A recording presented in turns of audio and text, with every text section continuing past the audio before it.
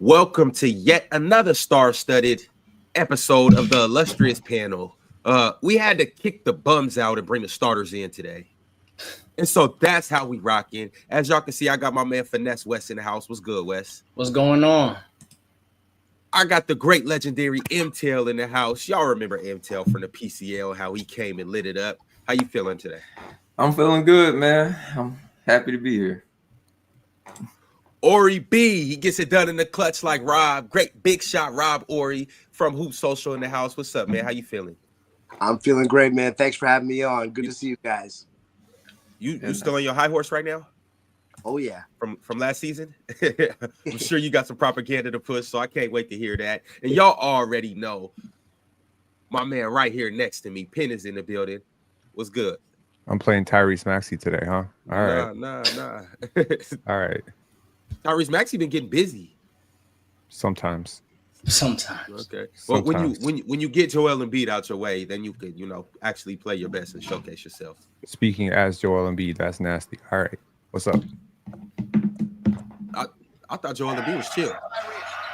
No, today you Joel Embiid. You the biggest player. You the biggest person up here. I thought I was playoff P, but thank you. I appreciate the compliment. But yeah, y'all, let's get into it. 2 points. As you guys can see, what you mean 2 points? Oh, Paul.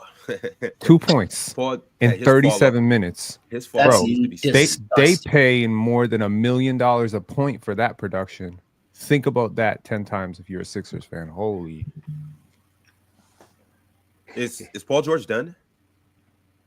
Or should we not overreact to one game? It's not one game. It's not just one game. It's not a good look. It's definitely not a good look at all over there in Philadelphia. Embiid can't stay on the court. Paul George is halfway to washed already. It's bad. Do you think he's halfway to washed, or do you think he's playing this way because he's like disheartened because of how bad they are? No, he's playing his way because he's old. Yeah, he's one of the biggest reasons they're as bad as they are. He's supposed to be the reason they're not that bad. So true. I saw this coming a mile away. You saw this? You saw 2 points? So you're not surprised? No, I'm not surprised. I don't know if what's the people Powerball remember. tomorrow? What's the Powerball tomorrow? What's the numbers? I need some. Hit me up later. Yeah, I got inside. Okay. Hold on, Penn. So this surprises you?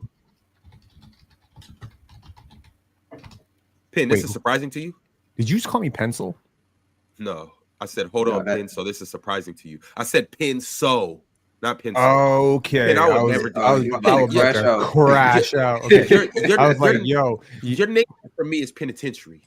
Penitentiary. I like simply because the way that you box up swiping ox. That's why. I'm lockdown defense. You know what? Me and Swiper got a truce going on for the rest of the year. You still be having them in a box. No, we're good. Let them out. All right. Let's start beef with somebody else, though. You see next time. All right. I mean, no, I didn't see this coming. I was very, very pro this trade. The free agent signing. I thought Gershon Yabusele was going to be great. I thought Kyle Lowry drafted out. And I really like their supporting cast. The only part of this equation I didn't trust was Joel Embiid. I was speaking glowingly about Tyrese Maxey. I was like, man, that's a leader. But the 2 parts of this equation, actually, it's not just Joel Embiid. It's Nick Nurse. We're very, very critical of Nick Nurse since his Raptor days, since his tumultuous exit in Toronto, and Joel Embiid. So, that's where I'm at. So you're blaming everybody but him. But who? But Paul George. No. He's totally to blame. Right now, he's playing like ass. Joel Embiid can't control his injuries. His body's breaking down. I don't want to see what those knees look like. So Paul Pierce, you've been paid $40+ million over a long-term extension. You are a former, MVP finalist. What are we talking about? This is not. No offense. This is not Tobias Harris. You know what I mean? Like you have a standing in league history based on you can't go out like this. You can't be this sorry for this extended period of time as your team struggles. I feel like we pay less attention to this if the Sixers were winning and he was playing like ass. You know what I mean? But they actually need you to go out and score 25, and we've seen it. He can do that. So I just 20. Could he score 10? Can he just hit double digits like consistently? Right. I don't know. So as of right now, Paul George is their 4th leading scorer. That's disgusting. And this isn't even including like what Jared McCain would be if he was still around. Mm. And so right now, Quentin Grimes, well, I know it's only 4 games, but he's averaging more than Paul George since he got over there. Jared McCain would be. Kelly Oubre's right there. And I would go as far as saying Kelly Oubre's outplaying him. But Kelly Oubre's right there. And obviously Joel and Tyrese Maxey. And it'd be one thing if he was shooting less. He's not. He's just shooting worse from everywhere on the floor. Quite literally everywhere. And it's about 5% worse across the board from everywhere. And if you watch him play, you watch him and he's playing uninspired ball. Like I don't see anything that like they were expecting to get a 1. And what they're getting is like a version of Paul George I don't think any of us have seen before. Mm. Yeah. What? Paul George is 35, 34. And it's like, so Paul George, obviously right now, we got Braun walking around. We got Steph walking around. We got Jimmy walking around. We got KD walking around. We got DeMar DeRozan. All of these old guys that are, still exceeding our expectations of what old men are supposed to do. Mm-hmm. Paul George is the guy where Father Time is kind of, said, come over here. Come sit down on my lap. Come talk to me. At you real quick. Yeah, exactly. And so, like, this is typically how the natural progression is went. Paul George is not. He's following along the lines how it usually goes. Everybody else, for some reason, Damian Lillard, Russell Westbrook, these guys are, for some reason, they got the upper hand on Father Time. This is kind of the Sixers' fault from jump. I didn't like the trade to begin with, trading for a 34-year-old Paul George on a team that I didn't think would compete for a championship either way. It just seemed like an aggressive investment when you have a young Tyrese Maxey, when you have a young Jared McCain who ended up getting hurt. But when you have guys like that you want to see play, you want to see develop, and Embiid's not super young and his knees have never been – his knees are about 50. But I just feel like it was – I just didn't like it to begin with, and I didn't think it would work. And even if it did work, I thought that the best way it could work was losing in the second round, because I don't think they're better than the Celtics. I don't think they're better than the Knicks. I don't think they're better than any of the top teams in the East. Are they better than the Pistons at this point? No. I venture to say if they played 7 games, the Pistons would win. Yeah, I think they would too at this point. Especially if any game goes to overtime, because if it does, by the time the next game roll around, Joel Embiid is going to be dead by the second half. Mm-hmm. Can't close games in the playoffs. I don't know. Like one of the biggest regressions we saw with Paul Pierce never went out like this. Paul George is that he couldn't get to the rim. He couldn't beat his man consistently, right? So he wasn't really able to generate that advantage last year with the Clippers. And that's probably why, I mean, people were going nuts and the Clippers let him go, right? People were like, what are you doing? This is crazy. Clippers look like visionaries right now. They look like they dodged the bullet. They're like Neo from the Matrix, dodging this bullet right here. And you got 4 more years of this. You got 4 more years of this with Paul George. No way he makes it out that contract pin. It's no way. Okay, so here's what I'll say. I feel like basketball works top down in a lot of ways. When your star is doing his job, when your star is carrying the defense a little bit, allows you to, do your job a little bit, right? Paul George didn't come there to be the star. He came there to relax as a third option. Maybe that's how he trained. Maybe he trained to, do a lot of catch and shoot jumpers. Maybe he didn't work on that. Like I can tell you, like from talking to players, there's shit you work on based on your role coming up into the next season. And if he thought his role wasn't going to be as to drive, sure, we think he's talented enough to do that, but maybe his body is not there to do that right now. And maybe he knew that. Maybe he was like, look, this is how I'm going to thrive in the NBA. For this, I'm going to extend my career. It's hard to believe that a player who's this good just suddenly just this washed, but it does happen sometimes. Like that cliff falls. He's had a really, he's had a lot of injuries. He had a very severe injury. So who knows, man? But I I'm inclined to say that he can turn it around and extend it a little bit, but I think the version of him we saw last year is done. That's done. The best he's going to be is like an elevated Tobias Harris. I don't even think an elevated Tobias. Yeah, I he's think right now. It's like a Tobias fancy, Harris. fancy dinner party. I don't Tobias even Harris. think I think it's literally Tobias Harris. I think Literally that's what we Tobias get from Harris. him. Literally. That might be slanderous to Tobias Harris right now. Man.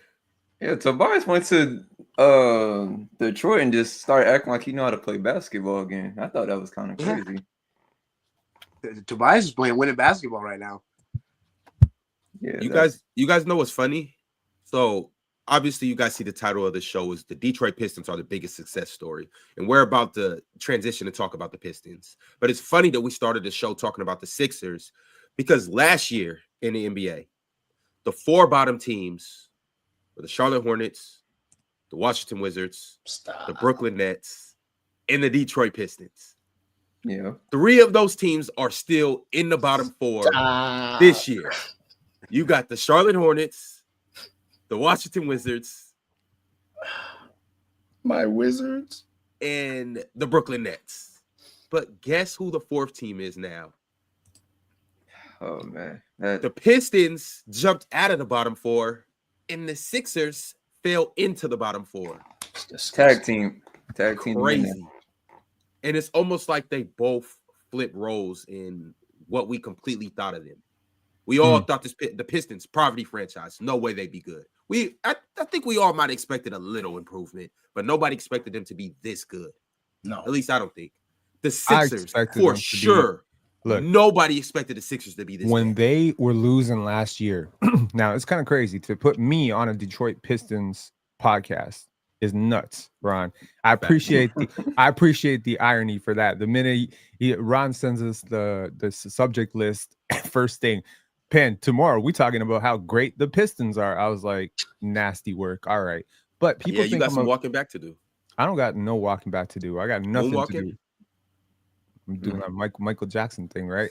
No, like I got to be real. Last year, when everyone was beating the hell out of this team down, they were losing 26 straight. I went on a podcast on record. You can check it. They're not that bad. I respect their talent. I respect Asar Thompson. I was high on Ron Holland. Okay, moderately high. I was high on Jalen Duren. I've been high on a lot of these players. What I haven't been high on is how do you build a heliocentric offense around a guy who doesn't shoot well and does not finish well at the rim and, oh, by the way, doesn't defend very well. What I was really not high on was Cade as the engine that makes all of this go. Because Asar has been great. Like, even really good. The last 11 games he's been starting, if you look at his numbers, if you look at the advanced numbers on him, and he's showing like top 10 small forward potential going forward. Like, he's really good. Like, people talk about a man a lot. Asar been a little bit slept on. Jalen Duren, I'm curious to see what that looks like. But when Jaden Ivey went out, and I think I also I think I understated how bad their coaching was last year. I didn't want to believe that Monty was that bad, to be honest. I've always liked him. So for me, it was like, all right, you just swapping the coach, you're blaming Monty. But yeah, I think what has really changed and I'm gonna give y'all a take. People are probably expecting me to say the dumbest shit today. Don't worry, I'm gonna give you actual food. If you look back at Cade Cunningham on those US select teams, if you look back at Cade Cunningham on Monbird, what did he have?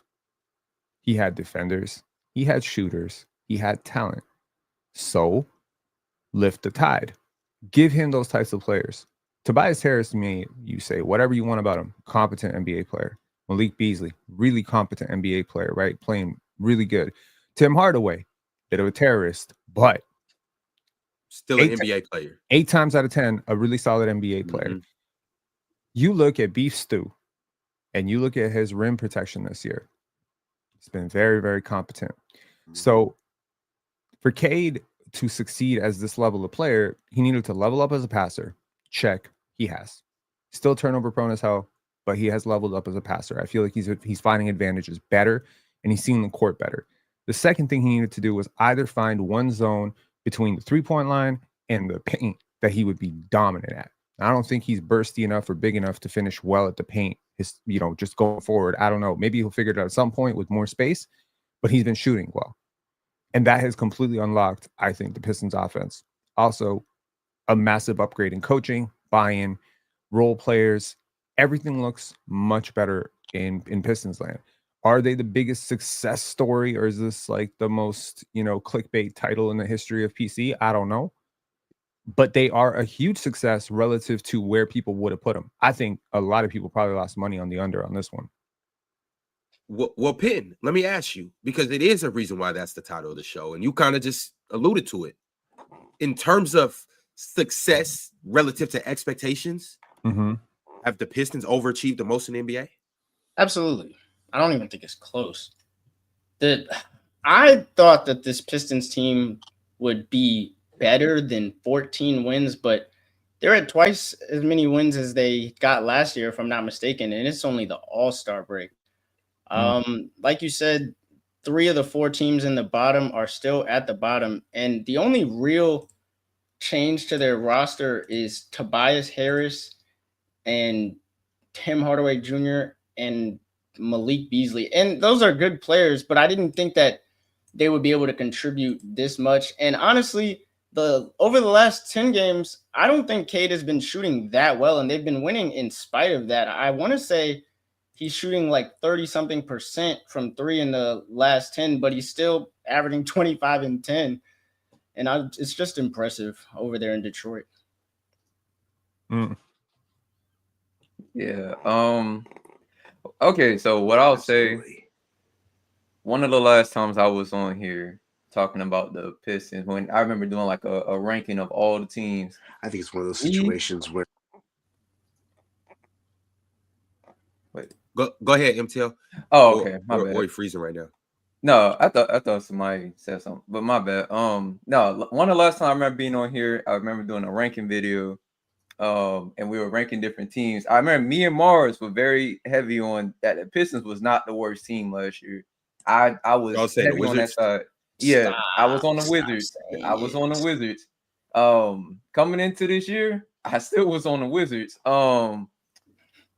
Yeah, I know Chill was on the Nets this year. I personally think the Nets they play more like a basketball team than the Wizards. But I always saw I always saw there was something with this Pistons team. I honestly didn't know why they was losing the way that they were. They were in some of those games though. Yeah, like they really brought were. the Celtics right down like to the fourth quarter, 2 minutes, and then they lost. I think like a lot of people were caught up in the number. They were caught up in like 20 straight, 21 straight. They got 3 wins. They had like I think it was like 3 and 43, 3 and 46. Like it was a crazy number. And I remember this very heartfelt Cade Cunningham presser where he looked like he was seeing a ghost, and he's like, "There's no way we're this bad. Like we're not this bad. Like we're not this bad." Like he's not stupid. He's been around basketball his whole life. He knows what he's seeing in practice, and it's just like it was like a curse. It was like a curse on the rim. You know what I mean? Like every single game where they're in it, there's suddenly like a turnover or like this. I think they were learning how to win. Young teams have to learn how to win. One of the things that Darko Rajakovic over in Toronto, he says, like, you need to learn first how to practice. Then you need to learn how to play basketball. Then you need to learn how to win. Just because you know how to play doesn't mean you know how to win. And winning means taking care of the basketball in the fourth quarter. Winning means being like really smart with your decision making in the fourth quarter. It means, communicating. And you just got a really young roster, and young players don't usually win in the NBA. So that's where I'm at with this. Like, and to I'm so sorry, Wes, is it Wes? Yep. Yeah. You said K's been shooting pretty cold. You weren't lying. Just the last 10, just over the last few games. It's 14 games. So 14 games he's been shooting 26.5% from 3. Yeah, I was not lying. That's awful. Those are Scottie Barnes percentages. But taking strays. Despite that, they're winning games, and that's what I think is the most impressive. Even in the games where Cade has a lot of turnovers or he doesn't shoot well, they're still finding ways to be competitive, and they might not win every single one, but they're fighting in almost every game they're in. Right. Yeah, it's the Pistons are on the Bucks' tail right now for the 5th seed. Is that not nasty? Do you not hear how that sounds? crazy. Yeah. They're literally a game behind the Bucks. I think there's so much buy-in. And so much two buy-in. games behind the Pistons or behind the Pacers. Like, can y'all imagine this team getting the 4th seed? Not having to play-in basketball when they were the worst team in the league last year is crazy. Okay, so based on if each player was like a stock, right? Whose stock is higher right now, Cade Cunningham or Ant Edwards? And did you think it was going to be this close at any point? I'm gonna be honest, it's not that close for me. You think 25 and 10 is still like we can't discredit it. We have to at least discuss it, I feel. He's averaging 25 and 10. I don't think it's I think if you ask somebody last year, it was a huge gap. I think this year it's like Cade has put himself into some elite conversations. He's showing he could be an offensive engine if you put the right pieces around him. No, I mean, it wouldn't shock me if he made All NBA. Right. At all. Right. He showed these signs last year. It's not like he was garbage last year. He was just coming back off an injury. But I mean, he's taken it to a whole nother level. I think that I think he just looks like he's one of those elite franchise offensive engines because, I mean, the talent on Detroit is just young. That's their only issue. And they grow around Cade and they invest in Cade and they buy into Cade. I mean, this is a dangerous team based on his ceiling, I think. I mean, okay. So 25.4 points per game on 21 attempts per game. 35% shooting, 45% shooting. I mean, no, like we're not doing Ant Edwards. Like you're gonna make me the hater right now, but like Anthony Edwards is really on a different planet, bro. Like I understand what you're saying. A different planet is wild. I think now we're getting into Anthony Edwards is like that's a lot. Like what's the gap? If Anthony Edwards is a top 15 player, is Cade Cunningham a top 20 player? You saying it's like 15, 16, 15, 17? You think you're splitting hairs? It's okay. He's averaging 25 and 10 on better splits. Not better splits, similar splits. Similar. Ant's damn near. He from 3, he's going ballistic. Yeah, he is. Ant's having but I mean, it's not going to be an argument between who's the better scorer. We know Ant is the better scorer, but and he's the better defender. So what does he do? Yeah, worse? but the playmaking part run offense way better. The playmaking part, you talk about a different planet. That's where Cade. That's a different planet. A completely different realm. But also too, though, who is the better leader of their team? Bring your ass. That's a discussion to be had. Ant can carry a team, but Cade can lead one. That's my take. That's the take. Say that one more time. Ant can carry a team, but Cade can lead one. Ant will have 30-point games, 40-point games, but when it comes down to leading a team, it's got to be Cade. It has to be. I mean, okay. If I had to say what's the gap, it's probably different planets is nasty. I shouldn't have said different planets. Let's say they're probably separated by like 10 spots. That's how I would see it. So one of them's like 16th, the other one's 26, something like that. And yes, Cade is the vastly better. He's the vastly better playmaker. And I mean, could I give him rebounding as well on that? Like, is he a better rebounder? What is he, about 7 boards a game? 6.5. Yep. You know, he has more rebounds, but I don't know if that necessarily makes him a better rebounder. I mean, Gobert's over there absorbing boards. I have to say it because I saw it. And they said Cade or Scottie. Huh? I'll take Cade. Cade or Scottie. I take Scottie 100% of the time. I knew he would. This is not a conversation for me. I just saw him comparing Scottie and who was that you was comparing last night? I saw that on Twitter for some reason. Evan Mobley. Yeah, there we go. Evan Mobley. Yeah, I just like to piss off Cavs fans. It's funny. Every single time Scottie put up every game is like between those two because they go way back to the U.S. select team as well. Every game there's like one ISO play where Scottie just puts Evan Mobley on skates and does something cool to him. So yeah, I always use that opportunity to troll Cavs fans, and they always fall for it. They make the post go viral. That's cool. All right. Cade's still better though. Than Ant?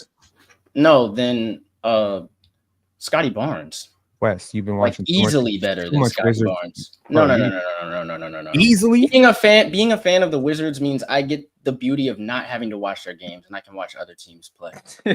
No. I'm not taking Scottie Barnes over Cade Cunningham. Oh, we're gonna do this today. What does Scottie Barnes do better than Cade Cunningham? Because it's not score and it's not playmake. He is a better playmaker. He's a better defender. He's a better rebounder. A better playmaker than Cade Cunningham? How many Scottie games have you actually watched? I've watched my fair share of Scottie Barnes it is debatable. Better than Cade Cunningham is crazy. I don't think it's not crazy at all. It's not debatable. That's crazy. He sees advantages and he makes it from a bigger position. Like, are you kidding me right now? And also, positional versatility is nuts. Yeah, okay. You're talking about a player. Like, okay, this drives me crazy. Look, we don't measure basketball based on just what you do. Okay. Now, it would be crazy for me to say Jalen Duren is ass at being a center because he can't shoot threes, right? I mean, it's a fair criticism, but it's not usually where people go with it. With centers, people like to judge rebounding, rim protection, paint scoring, right? With guards, people like to judge playmaking, shooting, ball handling. So what happens when a guard is also a wing, is also like a center, can also guard all 5 positions, and oh, by the way, play all 5 positions, has started in all 5 positions. What you often say is when you see him playing big, oh, he's small. When you see him playing small, oh, he's too big.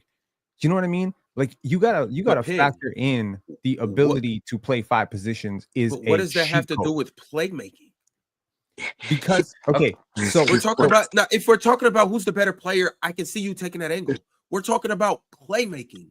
We're talking about you know, like, so look. Okay, if you're saying passing, that's one thing. If you're saying playmaking, that's the ability to create advantages, whether for yourself or for somebody else. So that's the combination of passing. He's a better. Cade is a better scorer, and debatable. I think he's a better passer. But even if you say it's debatable, and they're right there with each other, the advantage that Cade has of scoring makes him just a better playmaker. Cade is playing with better teammates, and Cade has better ball handling skills. That's it. That's where it ends. Scottie is bigger. Scottie is stronger. Scottie is more durable. He has played more games. He is a vastly superior defender. He is a better playmaker. Maybe it's not by miles, but he has made some passes that I've seen 2 other players in the league make, and that's Jokic and probably Lonzo, or Jokic and maybe like Tyrese Halliburton, like Trae Young. It's like some crazy shit. The stuff that he's able to do. Okay, Scottie is also like 13.5. Do you realize Scottie had more potential assists than Luka Doncic this year per game?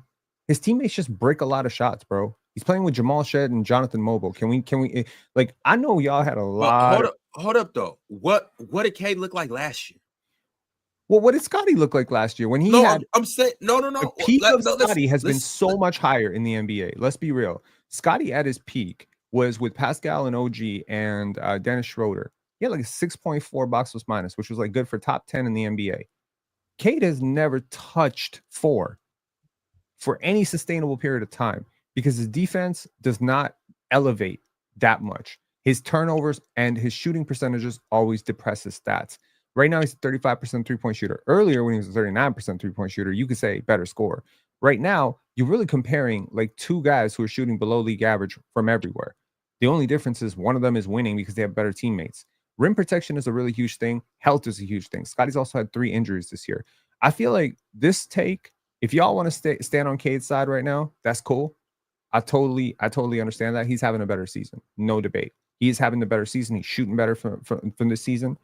But overall, if I'm the Denver Nuggets or if I'm a contender from the OKC Thunder and I need one of these players, there's no question who I'm taking. And I'll guarantee you, bookmark this video. Come back to this video and tell me I was wrong in a year. When you see Scottie next to Brandon Ingram next year, you watch. So you said your take was if you were a contending team, you would take Scottie Barnes? 100%.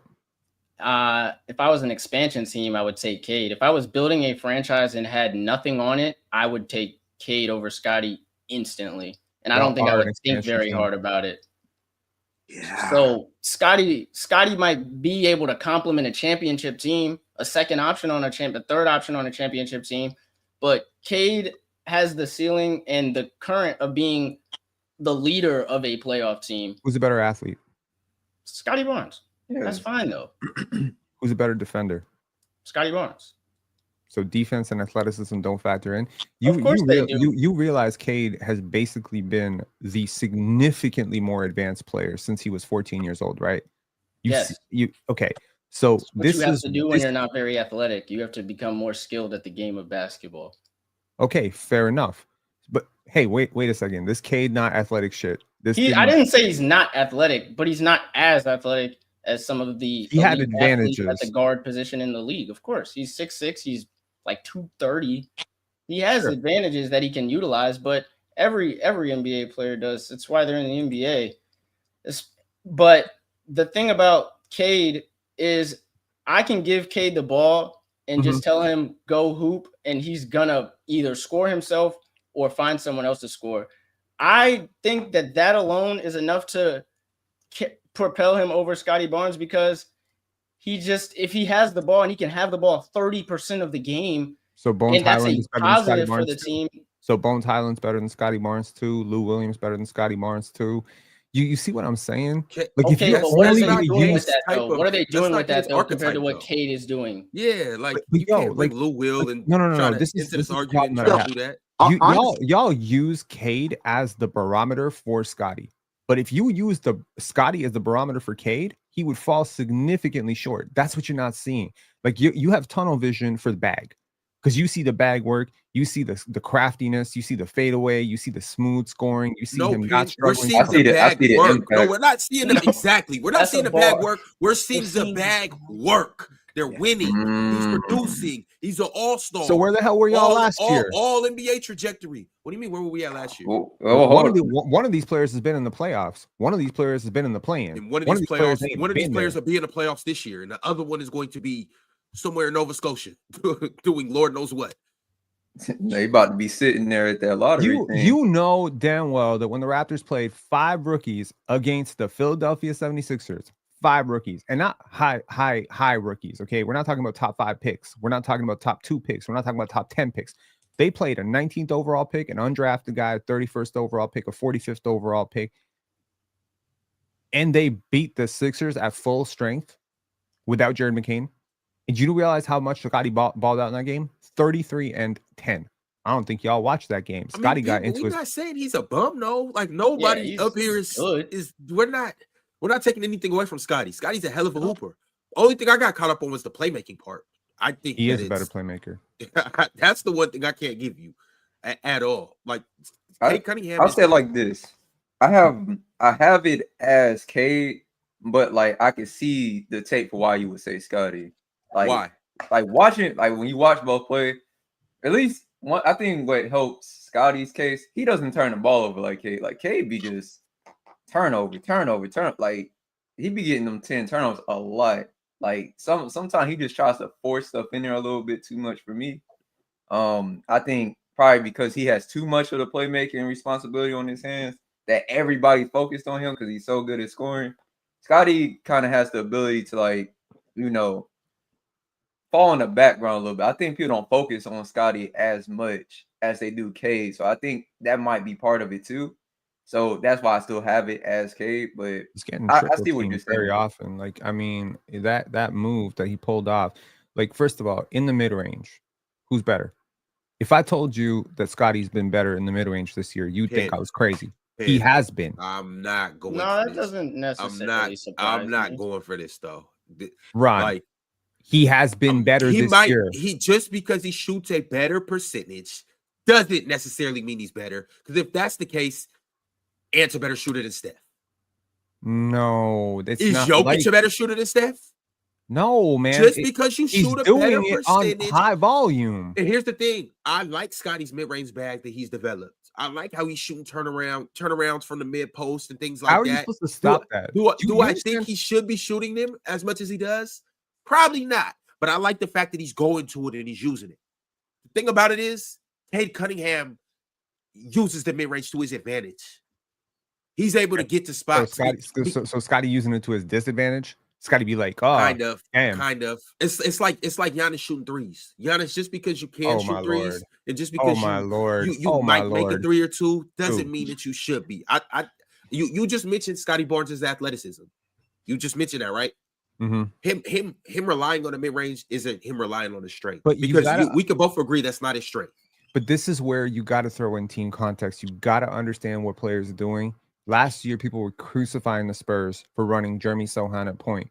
This year, they're crucifying the Spurs for having Victor Wembanyama shooting so many threes. But y'all don't understand. This is mandated by the team in terms of development. You play these scrappy lineups. I hope you do. Because one of these teams has a mandate to win basketball games right now because their owner is so embarrassed over what happened last year. They will do anything to win them to make the playoffs, to redeem themselves after the embarrassment that was last year. The Raptors were the second most successful team in the NBA from 2013 to 2022, Ron. This is not a team that is desperate for validation right now. This is a team that is desperate for development. And they're willing to get it any way they can. So, yeah, they just went 10 games in January where they were the number 1 defense in the league. And Scottie Barnes was carrying them on defense. And, oh, by the way, he was also their best player on offense. Do you understand two-way impact and how important that is? This is really like arguing Jason Tatum versus Anthony Edwards. That's the difference. Jason Tatum can actually quarterback a defense. That's the gap. If Jason Tatum, a guy like Jason Tatum or Michael Jordan, LeBron James, they could actually be your best defender, and you're not cooked. If Cade Cunningham is your best defender, you are the worst team in the league. Do you understand? See what you did there, but it's not Jason Tatum and Anthony Edwards.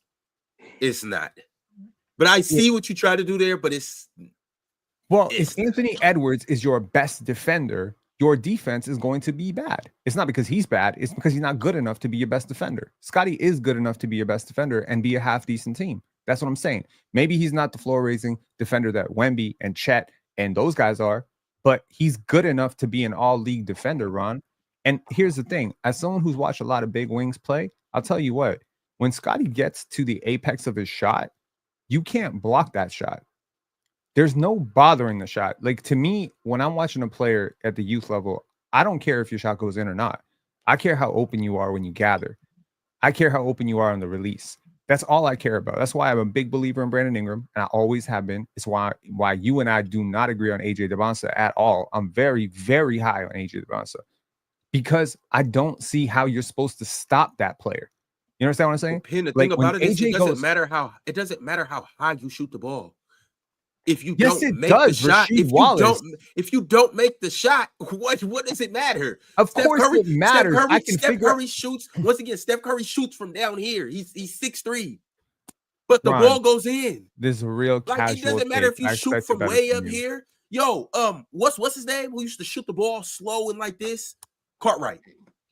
He's 7 feet tall. It doesn't matter how you shoot the ball when you're 7 feet tall, Ron. But when you're 6'5", 6'6", it matters that you get space. AJ 6'8", 6'9". Scottie Barnes is 6'9". These guys AJ is a good 6'10", and he's probably gonna get taller. Okay, well that's the thing though. He wouldn't be the only 7-foot shooter in the NBA. It's a ton of 7-foot shooters in the NBA. Bro, there are not 7-footers who can handle the ball like a guard. And I get that, but here's the point though. Like, just because you shoot the ball high up in the air doesn't mean it's gonna go in.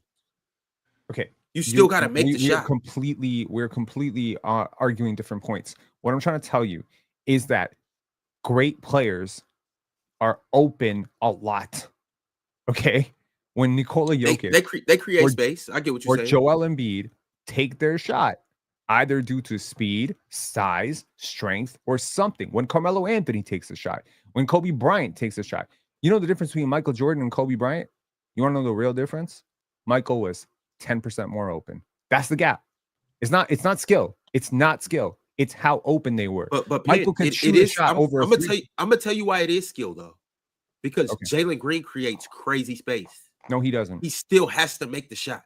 No, he doesn't. He doesn't. Jalen Green has one of the most effective step backs in the NBA. When he takes 2 dribbles left and does that double step back, he creates so much space. It's not even funny.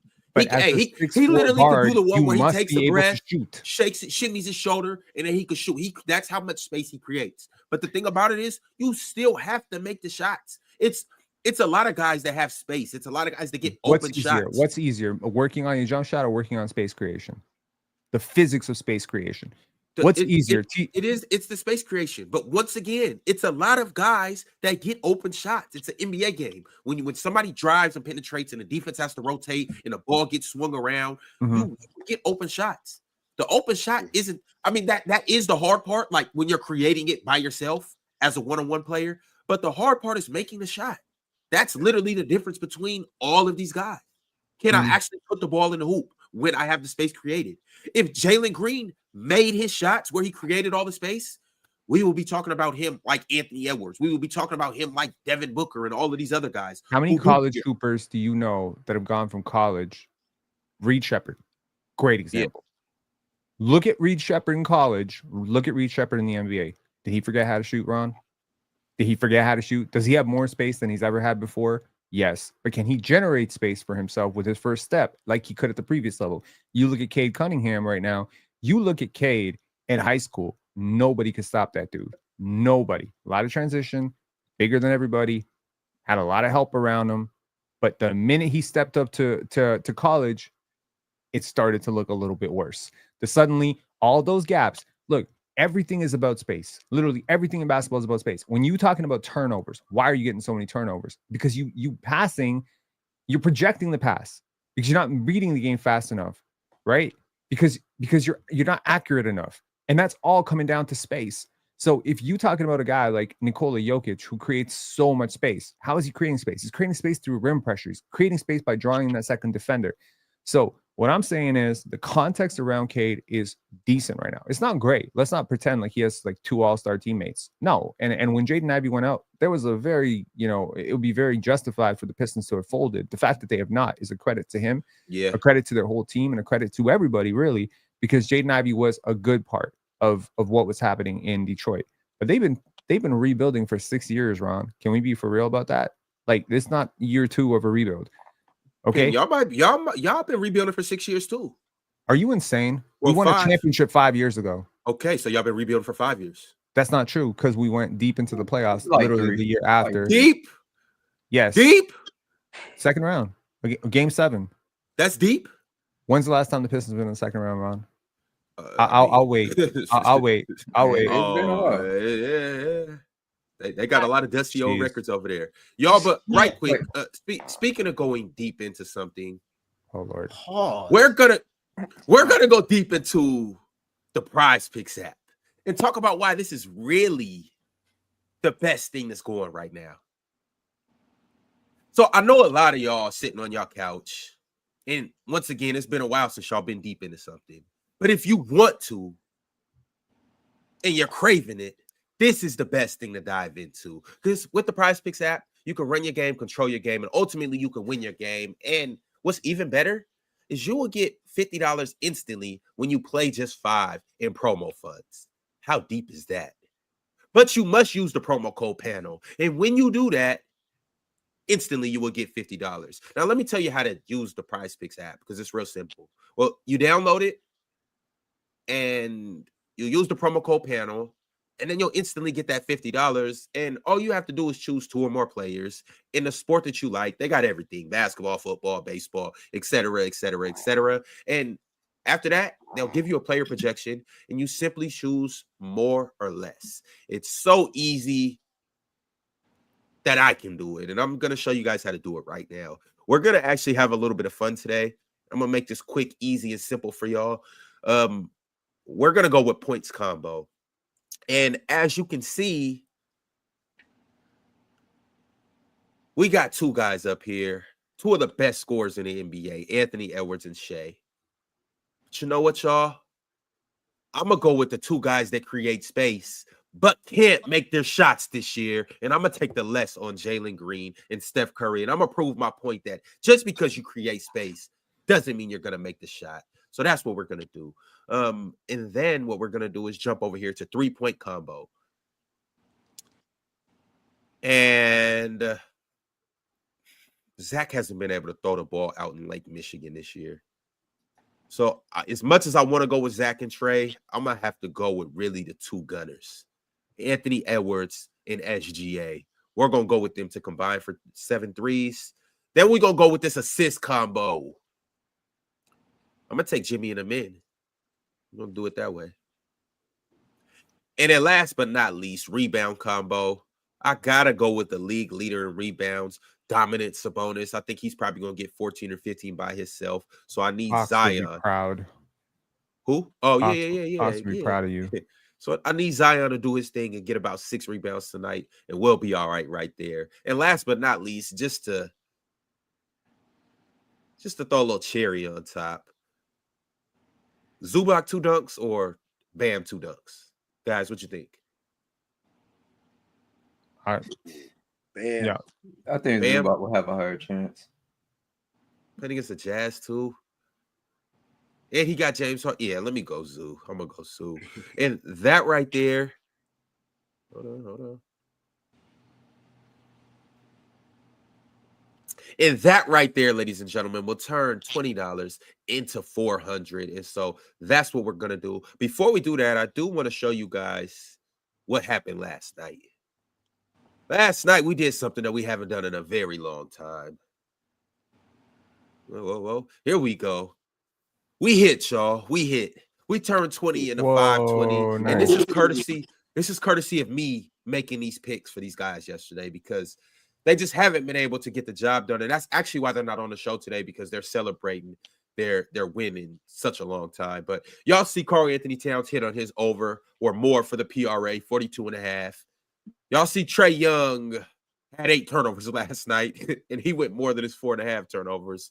Dyson Daniels had 4 steals. Josh Hart went more with his PRA, and Jalen Brunson went crazy last night. He had 36 points, and that's how it happened. So salute. Have y'all ever hit before? That's impressive. Yeah. What you mean, have we hit before? Other than when I picked? So I'm about to hit tonight. Okay. Oh, okay. That's extremely real. It's actually so real. Why did they make the All-Star? Why do they always make the All-Star game Valentine's Day weekend? I don't know, honestly. It kind of messes up my motion. I can't lie. Right. I have some plays to make tomorrow. Well, see, the thing about it is, as you guys know, Chill's not here, Mars isn't here, Ox isn't here, Swipe isn't here, Jordan isn't here. Well, they're all on their way to San Francisco. I'm already here in San Francisco, and I'm saying that to say a couple things. First off, it's actually giving me all the motion in the world because it's a lonely person out here in San Francisco or Sacramento, it's right down the street, who needs a nice Valentine's Day gift. And who better than a nice young man like myself to give that person that Valentine's Day gift? So that's one thing. But also, too, tomorrow we will be doing a live show here in San Francisco. And you guys probably shouldn't miss that because Chill has some things that he has to get off his chest. So make sure you tap in tomorrow. We will be reporting live from San Francisco in the studio, and we might just have a special honored guest as well. Mm-hmm. So tap in. So you just told probably a 95% male audience that you're eligible on tomorrow. Nice. Good job. Well, I mean, it's still 5%. It's still 5% left. And on top of that, too, the 95% of the men that are watching this show, they have a sister, a cousin, an auntie. Stay away from my sister, bro. She's married. Maybe. Well, see, that's the thing, Penn. You want me to stay away from your sister, but it's somebody out here who got a single sister who's like, yo, Ron might not be the best host. He might not have the best takes, but he's a good guy that my sister would love. So, you know. We are officially now sponsored by Ron Connect. Right. The Love Connection. No. All right. Hey. Ron said he www.ronmans.com. Perfect. Ron said he is the Valentine's gift. This is way too rehearsed. Yo, but swerving back to the Pistons, I do want to ask you guys. Well, Pin, you more so specifically. What is Cade like? What's the percentage of this whole thing going by Cade? Like, how much responsibility does he have in the turnaround of this whole thing? 30%. 30? Yeah, that's a lot. 25? 30? 25? I don't know. How much you want? I'm guessing he went like 8. Or you agree with that? No, but I was still getting over 30. I wanted to hear the explanation. Y'all want him to have 90? Like, I want to understand how you watch basketball, Ron. Okay, what's yours? Let's hear it. Let's see how far apart we are. I'm at least giving Cade at bare minimum 50. I want to go with 60, 65, but bare minimum 50%. I was going to say 65 because I think he's just, yeah. 30s. Really? Pin, you do know he's the complete engine to this team. Yeah. Yeah, that's why I gave him 30 and not 20 or 15. Do you understand? Like, basketball is a team sport. There's 5 guys on the court at all times. And oh, by the way, some of them go to the bench occasionally and miss games occasionally. Do you see this team win without him the other day? Yes. It's not all him. Y'all want to give credit to stars. Yeah, but don't do that because we've seen him win with him. And also, too, if Cade was just to go out with let's say he just an FYI, they had a better record without him last year than with him. We're giving Cade the Ja argument, though. Is that what we're doing? No, this is the same thing that y'all like to do with Paolo. You don't want to look at the numbers. Paolo is so good. What would their record be? What would their record be if Cade wasn't here? Please just let me know. Like, if you want to do this, let's do it. What would the record be without Cade? So here's the problem with that question. Who are they building their offense around if it's not him? I feel like that's the point, though. If you're it's not. Because if you're the person the offense is built for, if you're the person the offense is catered for, they brought those players in to help Cade, to expand Cade's game, and it's only helped him and the team improve, and that's fine. But if the reason for all those players coming in is for Cade Cunningham, it has to be at least 50%. Are they a better defense or a better offense? Kind of a weird question. No, it's not a weird question. No. Are they better defensively offense? Or are they better offensively? I'll wait till you check Basketball Reference and get back to me. The point here is they're better offense. No, they're not. They're a better defense. But Pin, that actually, see, I know the argument that you're going to make. Oh, they're a better defense because they're getting carried by their defense and they have all these defensive pieces that they put around Cade. Actually, well, I'm glad that you can say those words. Actually, that actually makes Cade even more important. We have a good defense. We have a terrible offense. Without Cade, our offense would be nothing. Okay, I want to ask you a question. Zero. I gotta ask. Cade is the offense. I gotta ask. He is the offense.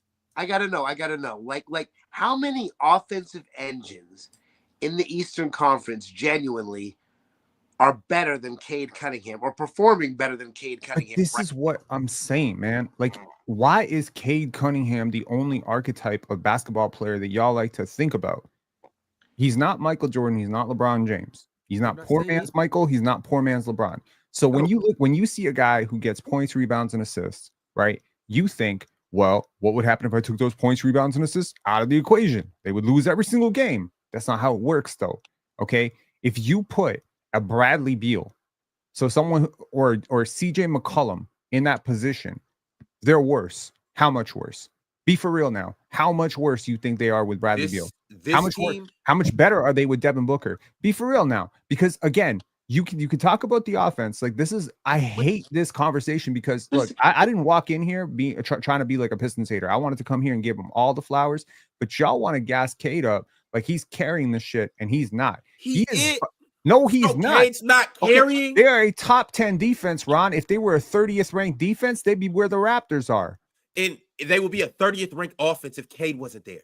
What who's the second leading scorer? Who's the second leading scorer? No, that's not fair. A 30th ranked offense. Have you seen the Wizards? No, they wouldn't be. Okay. First of all, without Cade, this is a 30th ranked offense. Yes, no, they'd be like better. Okay. I feel like they're to put it clearly, without Cade, they would be like an 8th ranked defense and probably, I don't know, a 27th ranked offense. You know what that is? That's roughly a 500 team, Ron.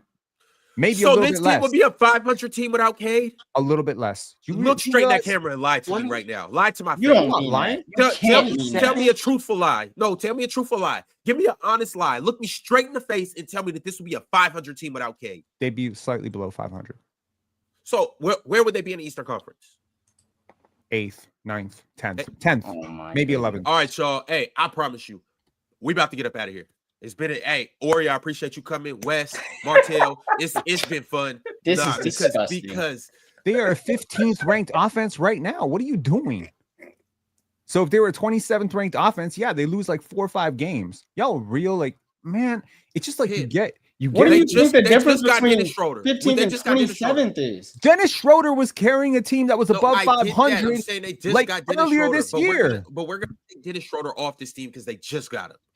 With the roster that they previously had, I swear, it's like y'all never watched basketball in your lives. What are you doing? Every team has a highest score. Ron Mercer once led the Bulls in scoring. Jerry Stackhouse once led the Pistons in scoring. Every team has a 20-point per game scorer, Ron. Every team. Does no matter how team have one that also averages 10 assists? Like, what are we talking about right now? Why does that have to happen? What about that happen? Okay, hold on. Because he's the engine. Oh my God, the casualness up here is like I want to suffocate myself right Lord. now. How many? Okay. How many 10 assist guys are there on the Phoenix Suns right now? Are they a borderline 500 team? How many 10 assist guys do they have? How many 10 assist guys do the Timberwolves have? Why y'all think like every single Ron? Are you muted? Yeah, but they have 3 offensive engines, 3 offensive go-to players. That's the difference. Are you living in 2020 where Bradley Beal is still an offensive engine? It must be nice. They have 2 elite scores. All right, if you don't want to throw Bradley Beal in there, cool. They have 2 elite scores and a good score. Okay. And they have shooting galore. Let me ask you a question. Okay? I'm gonna ask you a real quick question. Is Cade Cunningham better than Devin Booker? No. Is he better than Kevin Durant? No. Is he close? Offensively, like overall offensively? No. Overall, as a player, Ron, is he close to those 2 players? This year, he's looking like it. This year, okay, yes, he's cool. looking like it. Okay, they got 2 players. They got 2 players that are allegedly better than this guy, and you're trying to tell me, are they below 500 teams? Well, I mean, bro, like that's not how teams work. So, like, yes, I know that's not how teams work because when you got a terrorist like Yusuf Nurkic on your team, you're going to be bad. And when you got a lack of depth, you're going to be bad. And when your coaching staff isn't good, you're going to be bad. Because the same Cade Cunningham that y'all want to act like 50% is disrespectful to his teammates, the Suns have had injuries too as well. It's disrespectful as hell to his teammates, Ron. His teammates that are doing a lot of the dirty work. Now, you know what? You know who deserves 50% of credit for their team success? I don't know, like LeBron James, Michael Jordan, players like that. Okay, when we're talking about real megastars, the Luka Doncic's of the world, okay, when we're talking about those players, maybe you can start approaching conversations at 35 to 50%. I said 30%. Y'all lost your minds. But this is just this particular squad, right? Like what? Okay, who is the second leading scorer for the Pistons right now? Hey, and hold on. While we're looking that up. Another thing that I want you guys to look up is the Game Time app. And why do I want you to do that? Because it's just a great app. And then the next thing I want you guys to do is check out Factor Meals because they have ready to optimize nutritious meals that are available for you year long. You know, Factor Meals has chef-made gourmet meals that make eating, well, just quite frankly, easy. They are dietitian approved and they're ready to heat and eat in just 2 minutes. So you can fuel right and feel right no matter what life throws at you. I'm here in San Francisco, and if it wasn't for Factor Meals, I'd probably be starving to death. Why? Because Factor arrives fresh and fully prepared for you, and it just complements your active and busy lifestyle. You can lose up to 8 pounds in 8 weeks with Factor Keto Meals based on randomized controlled clinical trial with Factor Keto. Results will vary depending on your diet and exercise. With 40 different options across 8 dietary preferences on the menu each week, it's easy to pick meals tailored strictly for your goals. Choose from preferences like Calorie Smart, Protein Plus, or even Keto. Factor is just goated. They can help you feel your best all day long with some wholesome smoothie breakfasts, grab and go snacks, and just more add-ons. With Factor, you can reach your goals this year with ingredients that you can trust and ingredients that are just convenient, and you just can't beat it. So eat smart with Factor right now today. To get started, go to factormeals.com/playerschoice50 off and use the promo code playerschoice50 off to get 50% off your first box plus free shipping. That's code playerschoice50 off at factormeals.com/playerschoice50 off to get 50% off your free shipping on your first box. What are you waiting for? Go make that happen. All right, as we were saying about Cade being 75% of the offense. All right, so I just wanted to go hold on. Second leading scorer for the squad is Tobias Harris. Before Jaden Ivey was, but now it's Tobias Harris, right? So the drop off is what, about 12 points? It's about a 25-point score versus a 13, and then that's consequentially how the rest of the lineup goes. So offensively, he's being depended upon to create, everything at this point. He's very heliocentric, very, and I feel like at 46% from the field, and yes, he's 35% from three, but his true shooting percentage is still above league average. He's still an efficient player overall, and I feel like he's only going to get better from this point forward. Like, we are not seeing the best of Cade Cunningham. We are seeing a peak at how good Cade Cunningham can be, and we are already seeing all these pieces put together. He's 23 years old. I would hope that he's going to get better. Well, no, I just meant statistically, though. You could still peak it, nonetheless. Sure. Yeah. I mean, the free throw rate is concerning, like a little bit, like getting downhill, finishing around the rim. He can get better at that, though. A lot of players have gotten better, get that floater, become a more lethal shooter, get closer to the 39% he was at, develop the talent around you. Obviously, they got a lot of young players. I'm assuming those young players are going to get better. I mean, I have a lot of insight into Asar, and I know how hard that dude works. Like, Asar is going to be a dude in this league. Like, I'm going to guarantee he's going to be a first team, second team all defense guy perennially. Yeah. And Jalen Duren, I mean, I'm curious, where I stand on Jalen Duren. But to the point of how responsible is he, that was the question you asked. I'm going to stand on my nuts and say 25%. And I'm being generous when I say 25% to 30% because, again, y'all not factoring in coaching. Y'all not factoring in general manager. You're not factoring in training staff. You're not factoring in the bench. You're not factoring in role players. You're not factoring defense, rim protection, everything, perimeter defense. You're not factoring in all that stuff. And that shit matters. When I think about credit, if you were to ask me, like, who you give credit to for, what the Celtics are doing, you'd be crazy if I didn't give a lot of credit to Brad Stevens and, the head coach coming in. And I'll give 2 to 5% credit to Ime Udoka. He hadn't been on that team in 2 years. So there's a lot of credit to go around to making a team great. We tend to focus on the guy who puts up the big numbers. That's what I'm saying. But it's not always that dude. So based on that premise, you wouldn't give. So Jason Tatum for the Boston Celtics would get what? 10%, 20%? 15 to 20%. Okay. So I see what you're saying then. All right. But Jason Tatum and Cade Cunningham being relatively close to each other is mind-boggling. But the Celtics and Pistons are not remotely close to each other.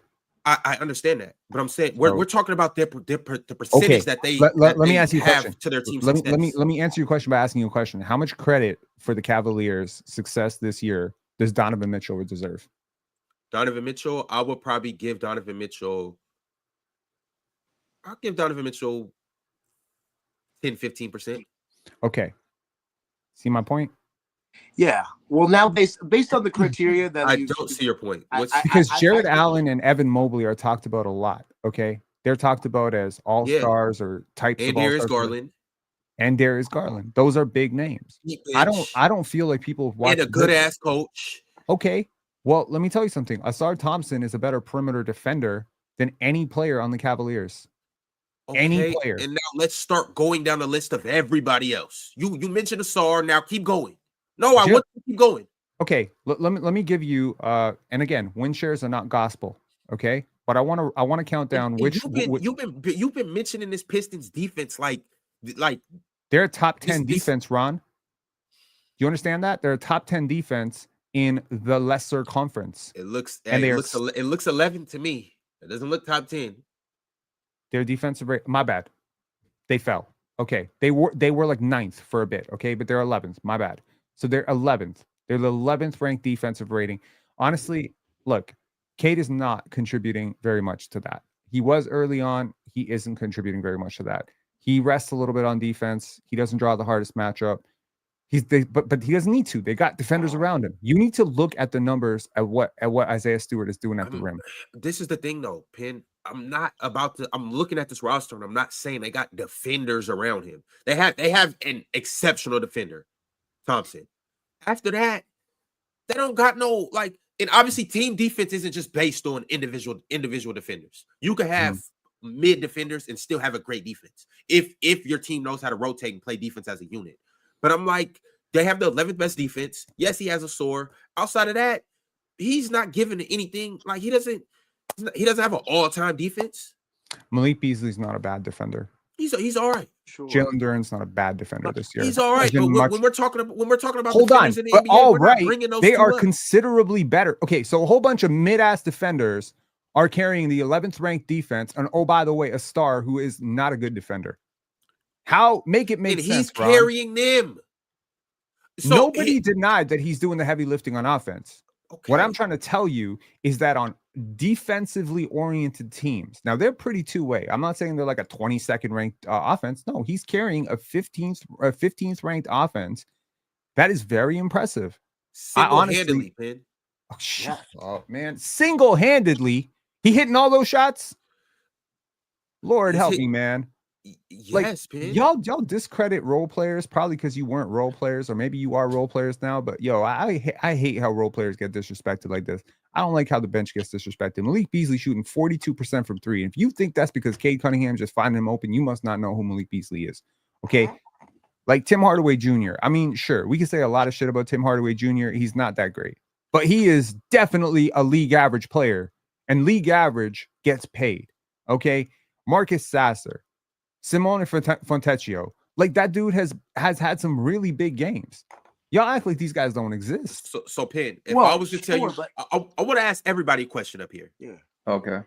What if I was to tell you at All-Star break that a team, no name, no location, just a team that has a starting lineup with Tobias at the 4, Malik Beasley at the 2, and Tim Hardaway at the 3, and I know Malik's been coming off the bench some games, but I'm gonna just mention those 3 because they play heavy minutes. A starting lineup with those 3 would not be in the play-in.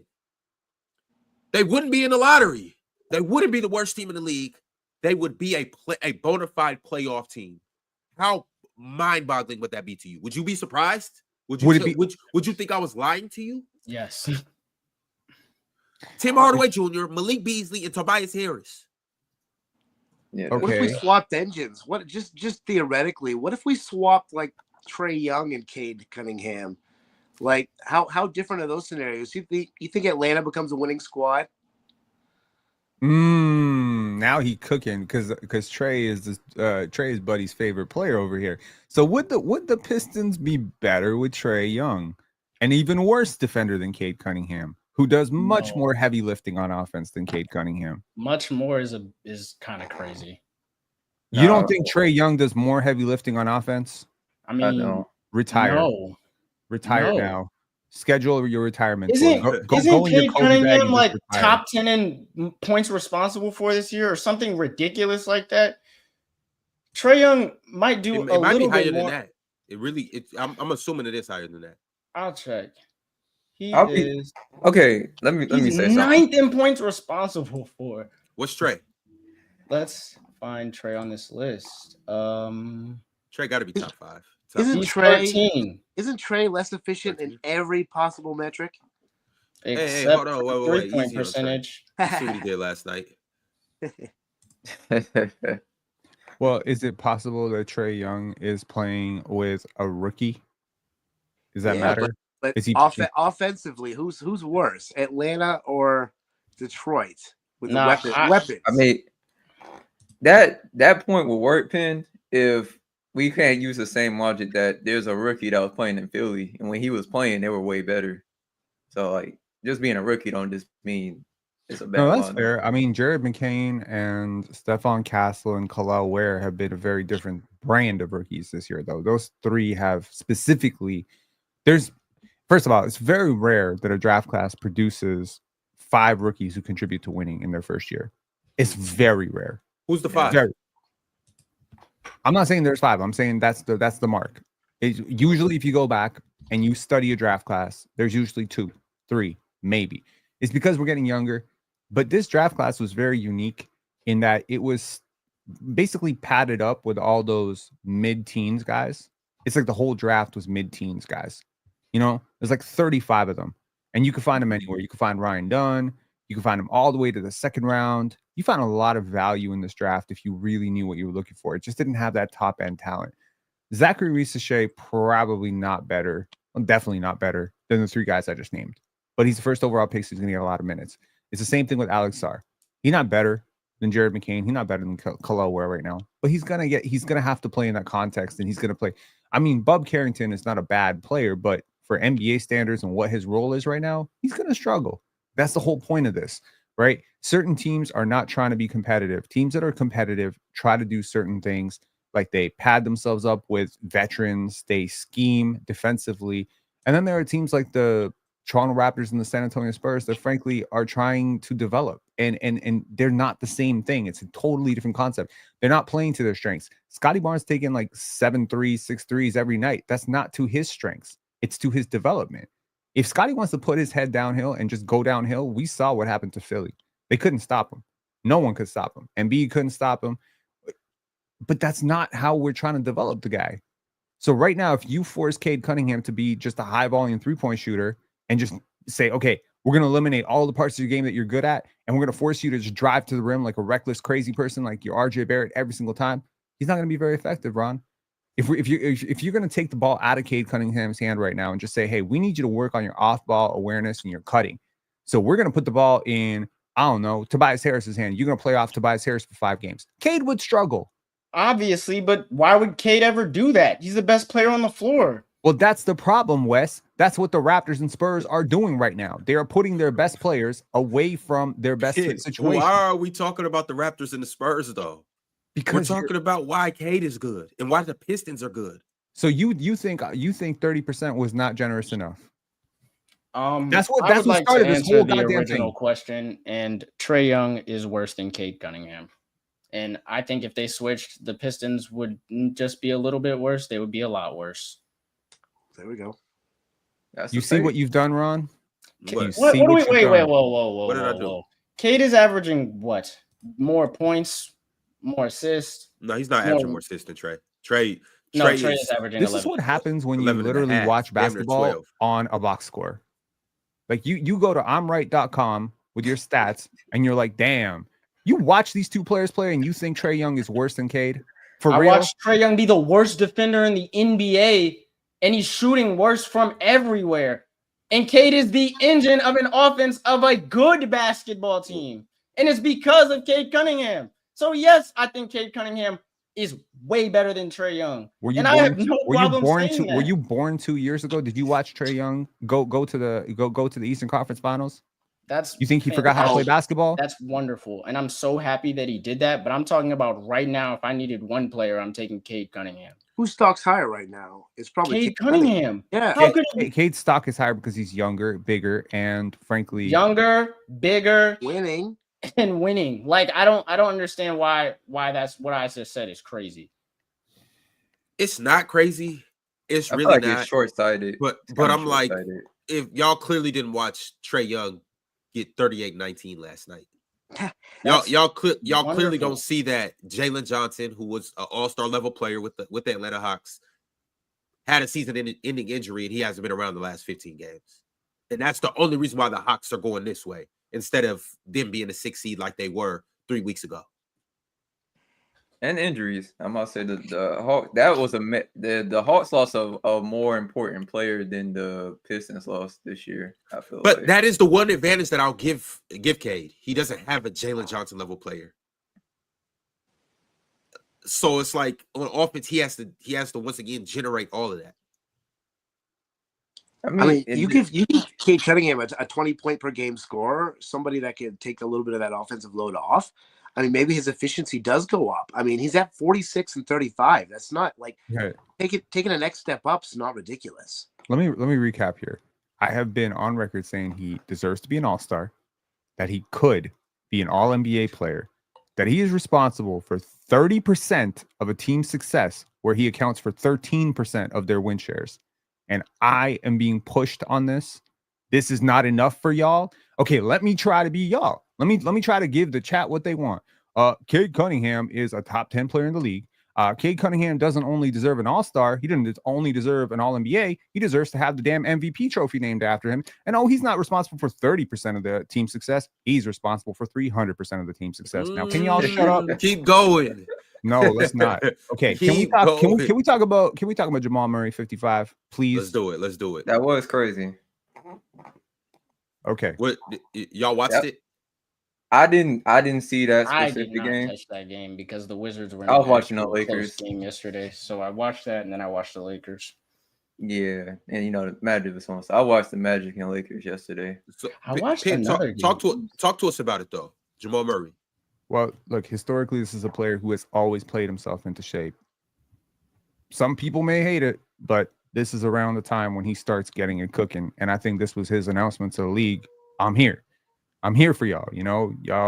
This is a guy who he remembers. He's very petty.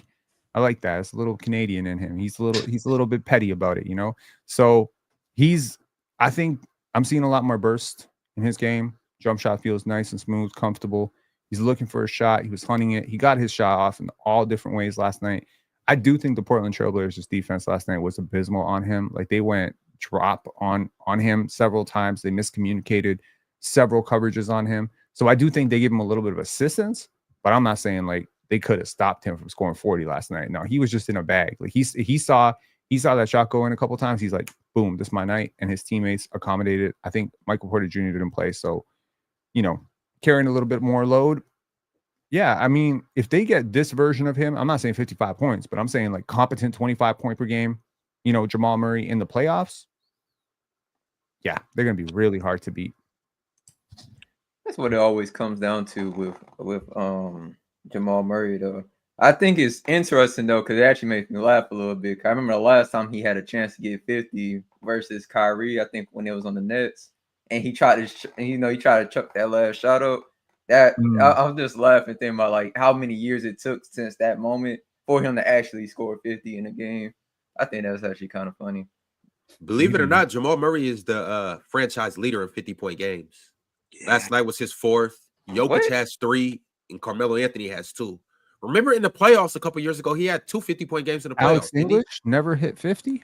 I think Alex English had 2 as well. I think him and Carmelo Anthony were tied with 2. He might have only had 1 though. I'm not sure, but I know for sure Jamal Murray's at the top with 4. Jokic has 3, and then Melo has 2. Wow. Jamal Murray. Jamal Murray is different. Jamal Murray. But we know who Jamal Murray is, though. We know Jamal Murray is a microwave. We know if he gets going, like it's Klay Thompson-esque. If he gets going, like Christian Brown been going off too. Yeah. That team is really building. Yeah. There's nobody that wants to face the Denver Nuggets right now, especially in I think a 7-game scenario. Yeah, I mean, if I was OKC, that's a team that might be the only team that really gives me a little bit of worry, right? Just because they won one. They already won one. They beat us on experience. They have the best player, so it's tough. Yep. But how do you beat a Denver team when Jokic is literally doing one dribble, step fadeaways going out of bounds for last second shots? I'm not sure how you beat that team when their other guys are going. The only way to really beat them is like if you gang up on Jokic, force him to be a passer, and everybody else just kind of drops the ball. Yeah, you're not stopping him one-on-one. So I ain't gonna lie. At this point, if you make them play through Aaron Gordon, because Aaron Gordon's injuries are really like showing this season. Like it's looking like he regressed. I think it's injuries, but yeah, he has not been that good since he's came back. I would probably try to force him to try to do more, especially with the bonus. And he loves to do his patented run full speed into you and be surprised they call charges. That's his go-to move. For sure. All right, y'all. We got a couple super chats, so I'm gonna go ahead and dive into these. Before I do that, You guys know what time it is. Make sure you like the video. Make sure you subscribe to Player's Choice. Make sure you become a member. And we have a few different membership tiers. So if you're wondering which tier you should join, I'm going to just tell you very simply that you should be like Cobra Sunner Raditz. You should be like Multi Kenny. You should be like J-Hub. You should be like Vale. And you definitely should be like Cheese. And why should you be like these guys? Because they are Hall of Famers. Don't be a rookie in the game. Don't be a bum in the game. Don't be like some of these other guys in the chat who are just really sitting in the stands and they're not in the game. If you're going to be a member, be a Hall of Famer. Be a top dog. So shout out to those guys and shout out to everybody who has became a member today. And shout out to everybody that sent through a super chat. Once again, tomorrow, we will be reporting live from San Francisco. We are right here in the All-Star game. Chill's on his way. Mars is on his way. Ox is on his way. Jordan's on his way. Swipe is on his way. Pin's on his way. Pin, you'll be here Sunday, right? Saturday? Monday? I'll be there Wednesday, Ron. All right, cool. Wednesday I'll be there in spirit. I'll be there in spirit. Sorry, guys. I got a film festival to run. It's the craziest time of the year for us, but it's unfortunate it lined up like this. I would have loved to be there. That'd be cool. And would you look what the wind just blew in? Oh, Not. The wind blew him out too. blew him out. All right. Well, in the meantime, Justin sent through a super chat and said, Asar FC, we up. It's time we also start showing him love too. Been really good the last couple games. If he'd been healthy from the start, I'd say he would push for one of those all defensive teams. For sure. That's my favorite Thompson. Yeah. Really? Yeah. He's great. I don't like to be that guy that compares Thompson with Thompson, because I see that a lot online. I think they're both great. I think they have a lot of similar skills, actually, though. I think that's interesting. What's up, Ox? What's up, yeah? Hello, Big Ox. You're at the airport? Yeah, I'm at the airport. My flight got delayed an hour. Ooh.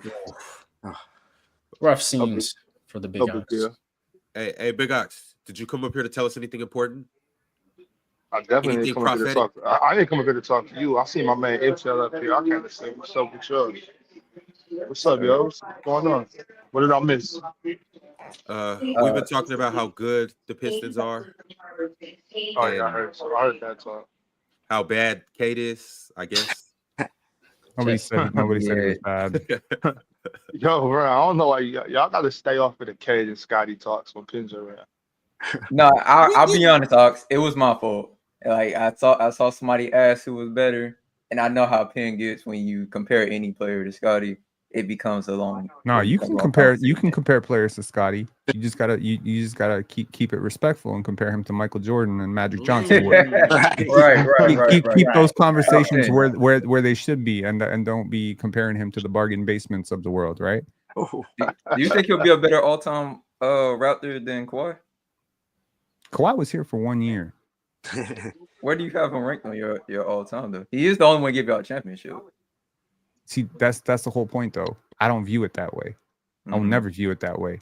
If you ask me how much of the championship Kawhi was responsible for, I'll tell you probably 30-35% too. That's partially because I just don't rate Nick Nurse like that. Hey, okay. I'm just saying. I've said it before, and I'm gonna say it again. I didn't have one night stands better than 3-year relationships. That's so real. Hey, Ron, you just spitting right there. Not lying. Well, that is an admission. Remember Cammy Champagne? Whew. One night stands better than 3-year relationships.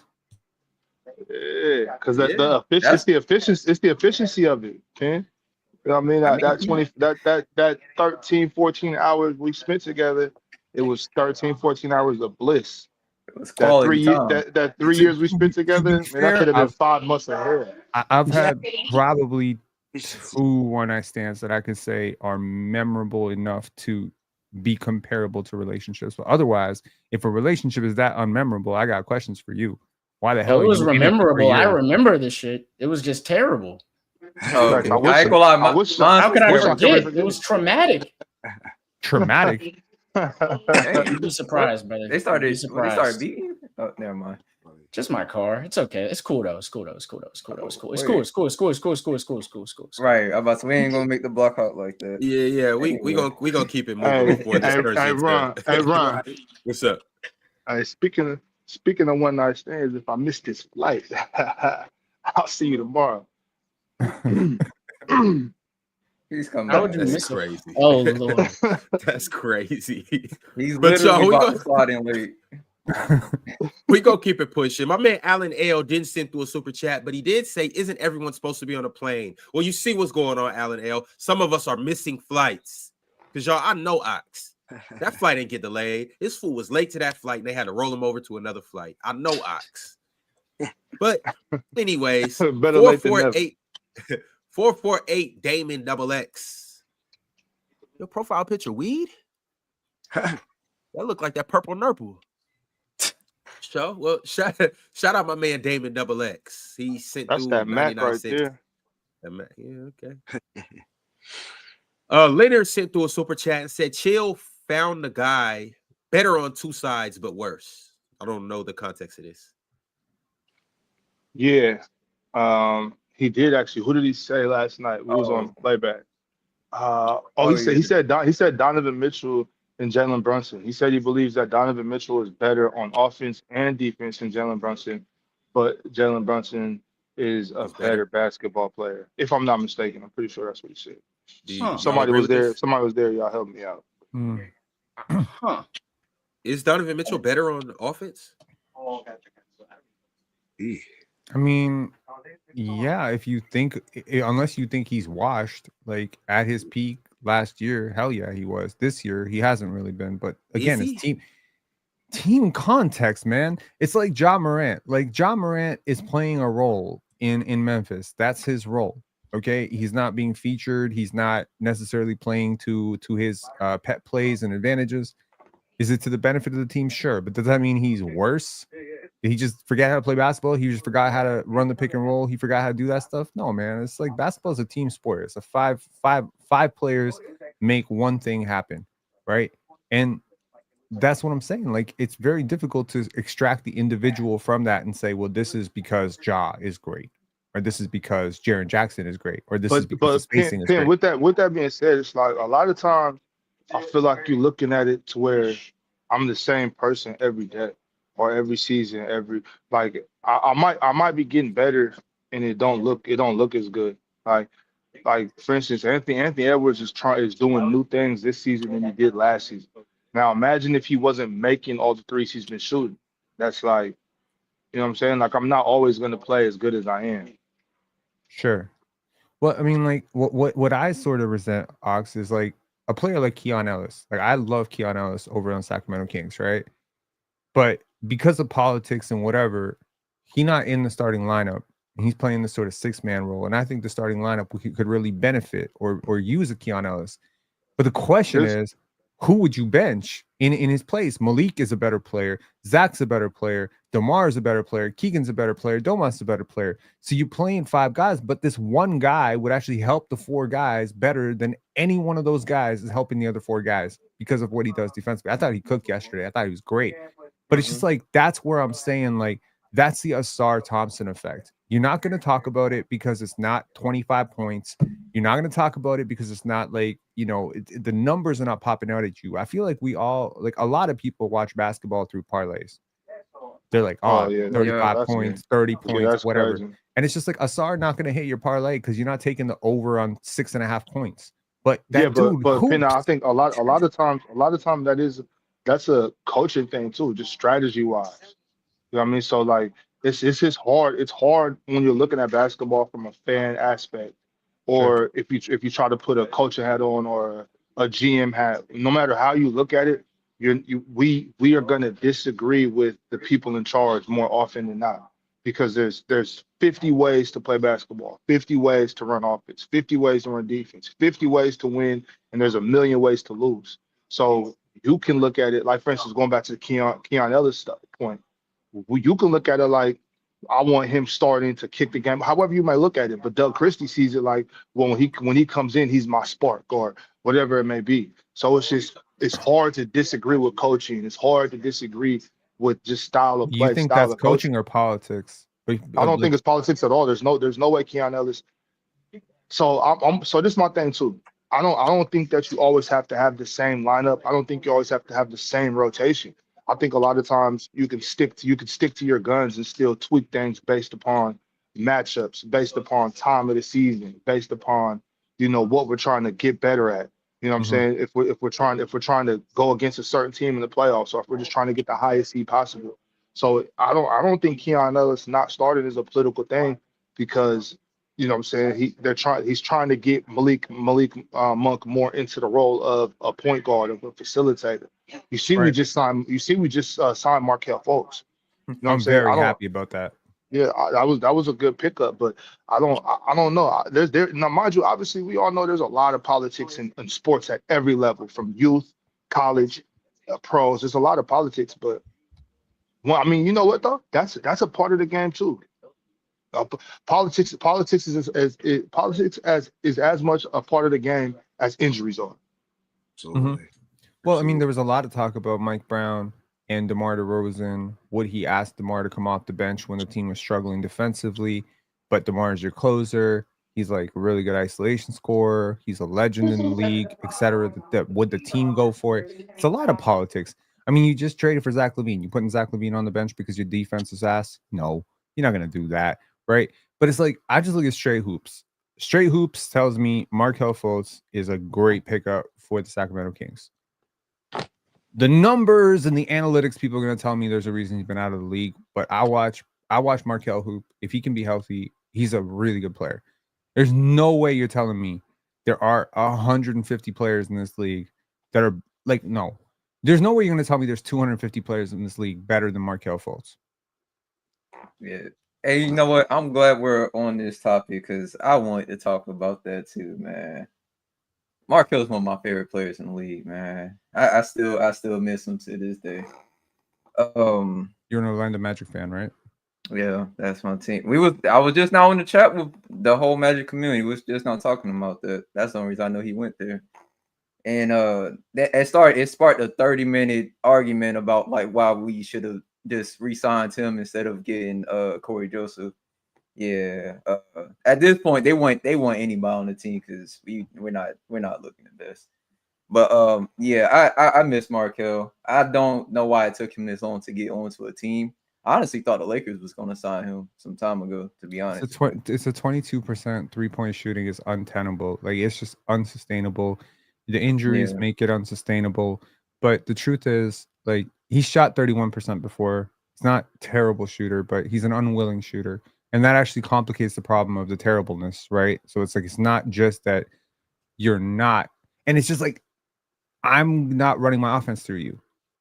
Right? The only way this works is if he's your star and he has the basketball all the time and he's the one initiating the pick and roll. And even the pick and roll is barely ever going to work without a stretch big because he can't shoot and he's not a threat and teams are just going to sag off into the paint. I fully understand that. However, I think his playmaking is underrated as hell. His attack, like off the bounce, handle, shiftiness, underrated. Defense, super underrated. He is a really good defender. And his size is overall underrated. I feel like people don't realize he's like a solid 6'4". I've stood next to him. He's like 6'4", like arms down to his knees, like 6'9", 6'10" wingspan. Athletic too. And super real athletic. And balanced, you know, like he has like good control. He went first overall for a reason. You say maybe he shouldn't have gone first overall. He's lottery talent. He's lottery talent. Okay. Will it work out in Sacramento? Man, I hope so. I'm always rooting for Don. I'm rooting for Markelle, bro. Always. For sure, y'all. We got a couple more super chats. My man Fint Jones said halfway. What the hell does Wash look like? Talking about Paul George when West said Paul George is halfway Wash. It might be a little more than halfway. I want to give Paul George some hope. I like Paul George. You know, I'm a Paul George guy. He had all those cool edits on TikTok for a summer, like. But no, I mean, it's really just more. I'm halfway hopeful more than he's halfway washed. He looks pretty bad right now, and it's just hoping and praying that one day that'll change. One day soon, because we're running out of time. Yeah, I'm hoping when he joins the Big Three league, you know, that he's the best player on the team. That's so nasty. Oh, The Big Three league is Nah, that's crazy. I'm hurt, bro. Y'all know PG out of everybody on here. PG is literally one of my favorite 2 players in the whole league. So like it hurts. That's why I don't watch 76ers games. They was talking about it today, like, dang, PG scored 2 points in 37 minutes. I was like, bro, chill, bro. I knew this was going to happen. 1 field goal away from the Tony Snell graphic, and that is disgusting. Hold on, he didn't do anything else? He didn't have no rebounds, no assists? He did. Okay. Yeah, I'm about to chill, bro. Oh, but man. I just can't wrap my head around it, honestly, because even if he's a little worse athletically, even if he can't attack downhill as well, why is he shooting so much worse? Paul George, please fix it. I beg of you, please. Is he the biggest fall-off story of this year? Honestly, Or is it just a combination of that and the Sixers? It's the fact that he got paid. It's the fact that he is who he is. The fact that he is. Okay, so I think that this is such an important thing. I was listening to Draymond Green yesterday talk about the belief that he and Steph Curry have now that they've traded for Jimmy Butler. How they looked at each other and said, this is the last ride. I remember a story of the Toronto Raptors looking at each other when they got Kawhi Leonard. Danny Green being the kind of conduit between them, being like, hey, if we pull this shit together. Kawhi had a conversation with Kyle where he said, I know you're really upset that your best friend got traded. But we have an actual chance here to do something. And that to me is the motivating factor. If we're not playing for championships, then what the hell are we playing for in Philly?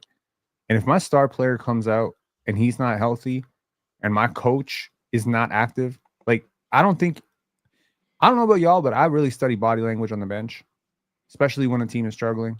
I really like to look at who's dabbing up who's really cheering the team on. Is the coach up? Is the coach connecting? When a player checks out, when a young player checks out, does the coach actually have their ear, or is the guy looking the other way? I look at these things because that's important. That gives you an insight into the relationships. I watched a game against the Toronto Raptors, and last night I watched Philly lose to the Nets. Okay, granted, they didn't have Joel Embiid, they didn't have Tyrese Maxey, fine.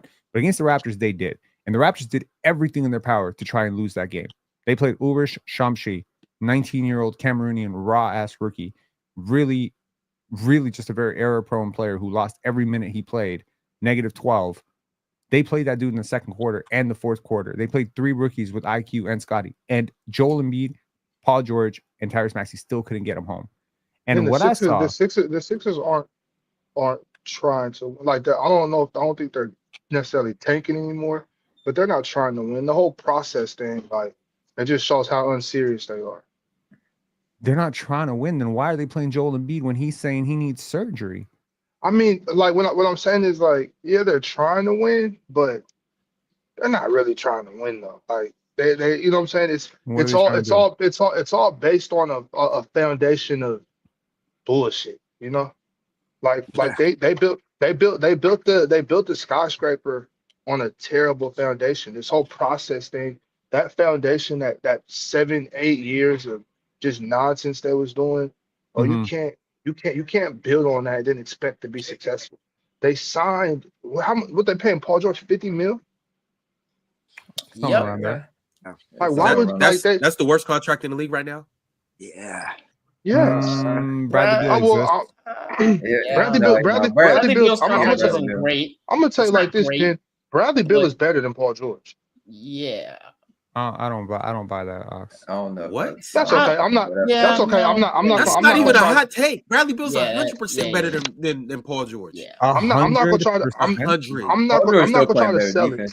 I think no trade clause. I don't know.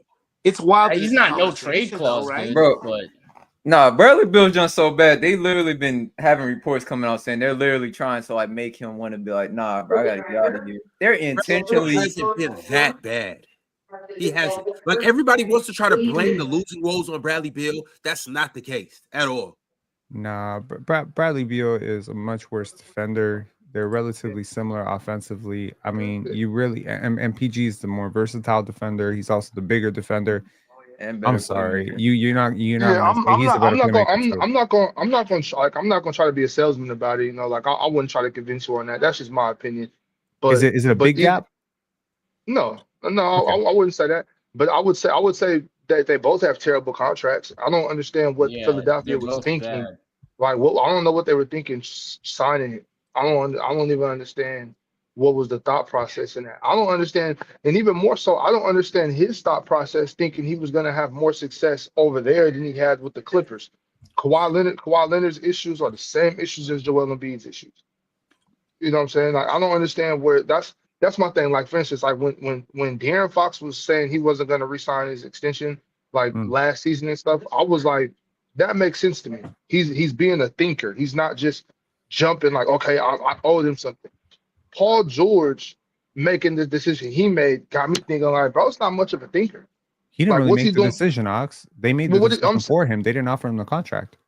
But I'm saying though, like to go that I'm sure he had other options. You know what I mean? He could for a shorter deal. He probably could have went to the Warriors or something. All I'm saying is some of his decision-making skills made me think like, what are you doing with your think box? You know what I'm saying? Are you utilizing your think box? You know, to be honest, I think he absolutely is, because I think it stopped being about championships for Paul George maybe 5 years ago. Paul George is trying to get paid, and that's what he did. And I can respect that. But if I'm Philadelphia, I said this earlier in the show, they shouldn't have done that deal to begin with. I didn't think they were a piece away, and I certainly didn't think that piece was Paul George. Yeah. So what you're saying is it's the blind leading the blind. Yeah. They got an MVP candidate in theory in Joel Embiid. They got a 22, 23. Hypothetical MVP, Joel Embiid. What do you mean hypothetical MVP? He got an MVP trophy. He shouldn't have. He got it was a year. Damn. Yeah, I mean, it really was. Look, ain't nobody slandered Joel Embiid or hated on Joel Embiid harder than me, but you are not telling me that Joel Embiid, when he's going right, and I mean, again, we can debate how often does he go right, whatever, as a talent, is not a top 3 talent in the league. Yeah, at worst top 5, and I'll give you that. But if that talent is on the court 50 out of the 82 games every single year, and if that talent burns out in the second half of playoff series and playoff games, that's not like, it'll get you some regular season wins and it'll get you a good seed in the playoffs. That team, the way it was built, was not winning a championship with Joel Embiid as the leader. And I'm not saying the leading scorer, because he's pretty much going to be that on whatever team he's on. But as the leader of the offense and as the actual piece, you need a lot more than I think the Sixers had to build around Joel Embiid and win. I don't like to play revisionist historian here. Like, if you anticipated Joel Embiid being this unhealthy after the summer with Team USA, I mean, you're a visionary. Once again, I'll ask you, what are the Powerball numbers tomorrow? Well, Pin, you didn't see. We've had injury concerns about Joel Embiid since he's been in the NBA. That's not new. But don't y'all remember when he was out there? And we talked about this during the summer. I was pushing this issue strongly during the summer that he shouldn't be there because he's going to ruin this whole season for him and the Sixers. Pin, did you see how he had his leg wrapped up? It looked like, like when you come home and you got your toddler and like they jump on your leg and they want you to drag him around the house. That's how he looked this summer. Like, the injuries that's not a new thing. Joel. That's not a new thing. He didn't play when he first started, and he played like half the season, his first NBA season. Like, and I don't think he's played above 70 games once. Like, we know what Joel Embiid is going to do at this point. And it's going to be play 2/3 to 75% of the games and then try and play 4 games in a row and gas out. Like, this has happened on multiple occasions, and I don't think it's very ridiculous that I could have assumed that would continue. Right. I've only seen him literally finish one playoff series. So, like, I literally expect him to get injured every year. Unfortunately, like, I don't wish that on him, but like, I expect it. I think it's coming. If you had, Tobias Harris, because that's who Paul George replaced, that contract slot, that roster spot, that's who he replaced. Jimmy Butler. I'd rather have Tobias than Paul George. Right now, yeah, probably. You know what's funny? Because this time last year, this will be laughed at. No, because I got laughed at this time last year because I said that. That's what I'm saying. It will be laughed at. It's just funny how things can change in just a little itty bitty year. Right. You remember I said that. I said Paul George is basically Tobias Harris. You know what? And the chat went crazy. Remember I told y'all earlier in this episode that the Pistons were in the bottom 4 teams in the East. Yes. And now they basically flip-flop with the Sixers. But last year, Tobias Harris was on the Sixers, and this year he's on the Pistons. Is Tobias Harris the key? There it is. He was Tobias Harris that the key? Tobias Harris, he's a real MVP, right? Maybe it was Tobias Harris over Jimmy Butler. You know what? That proves Penn State. It does. I'll take it back. 30% for Cade Cunningham. 40% for Tobias Harris. Yeah, you can have the rest of percentage. his coaching. All that He other brought all nonsense. the winning culture with him. How much does Bickerstaff get? He got to get a huge I like percent too. Bickerstaff. I like Bickerstaff. He gets a lot of credit, man. Like people really like. I mean, even if you look at Kenny Atkinson, who took over a team that was pretty good, he's just made them that much better. So he deserves credit. How can a coach not get credit? How can a coaching staff not get credit? You see how many people are behind a basketball team? Y'all want to gas up one person as like, oh, they're carrying 80% of the load because that's what you're watching. You're watching the ball. You're watching your parlay, but you're not watching the coaching. You're not watching the training camp. You're not watching the X's and O's. You're not watching the late game ATOs. Like that's what counts, man. The coaching matters big time. That's They're not doing this with money. I'll tell you that. Penn I'm just giving called y'all out for being 10% parlay. But all right, y'all. I gotta dive back into these super chats. So let me go ahead and shout out the new members today. Crisis became a member. T became a member. And Ben Slyman also became a member. Shout out to Crisis, shout out to T, and shout out to Ben Slyman. There he goes, right there. Shout out to him. All right, we got a super chat from Yer. Yer said, "Pin, it's not the time to protect your Raptors players right now. We talking Detroit basketball. Cade a better playmaker than Scottie." I'm glad he wasn't there to see that. He would have Yo, went I crazy. know. Too bad he didn't get to see that one. Of course. Yo, Ox, who's the better playmaker, Cade or Scottie? The better playmaker between Cade and Scottie? Yeah. That's a good question, bro. That's hard to call. I'll probably go with Cade, but I think you can be. That's a coin toss stuff. I think you can go either way with that. All right. But I'm gonna go with Cade. Ansa Yarinki sent through a super chat and said the Pistons owners don't give a damn about winning. He's barely even here, so miss me with him being embarrassed. Do the Pistons not care about winning? Are they winning despite their ownership? Maybe. I guess it's the first time I've heard that notion. Yeah, you know, I've never thought of the Pistons as a winning franchise before. So, Yeah, they had a time. yeah, They had a couple times. Yeah, back-to-back times actually. A couple times, but it's been few and far between. You been a got while. late 80s, then you gotta you basically crawl your way to the early 2000s, well, mid 2000s, and then now they have managed to get Finally to the mid 2020s, and it's like we still wouldn't call them a winning franchise, Right. even with them being the 60. they have more wins than losses right now. But are they a winning franchise? They might be a winning team as of right now. Are they a winning franchise? No. Nope. Unfortunately for Detroit Pistons fans, absolutely not. But things are looking on the up and up. So Yeah. salute to you guys. Yeah, and I can't say the same for my favorite basketball team, Well, y'all are getting there. Hey man, the Washington Wizards.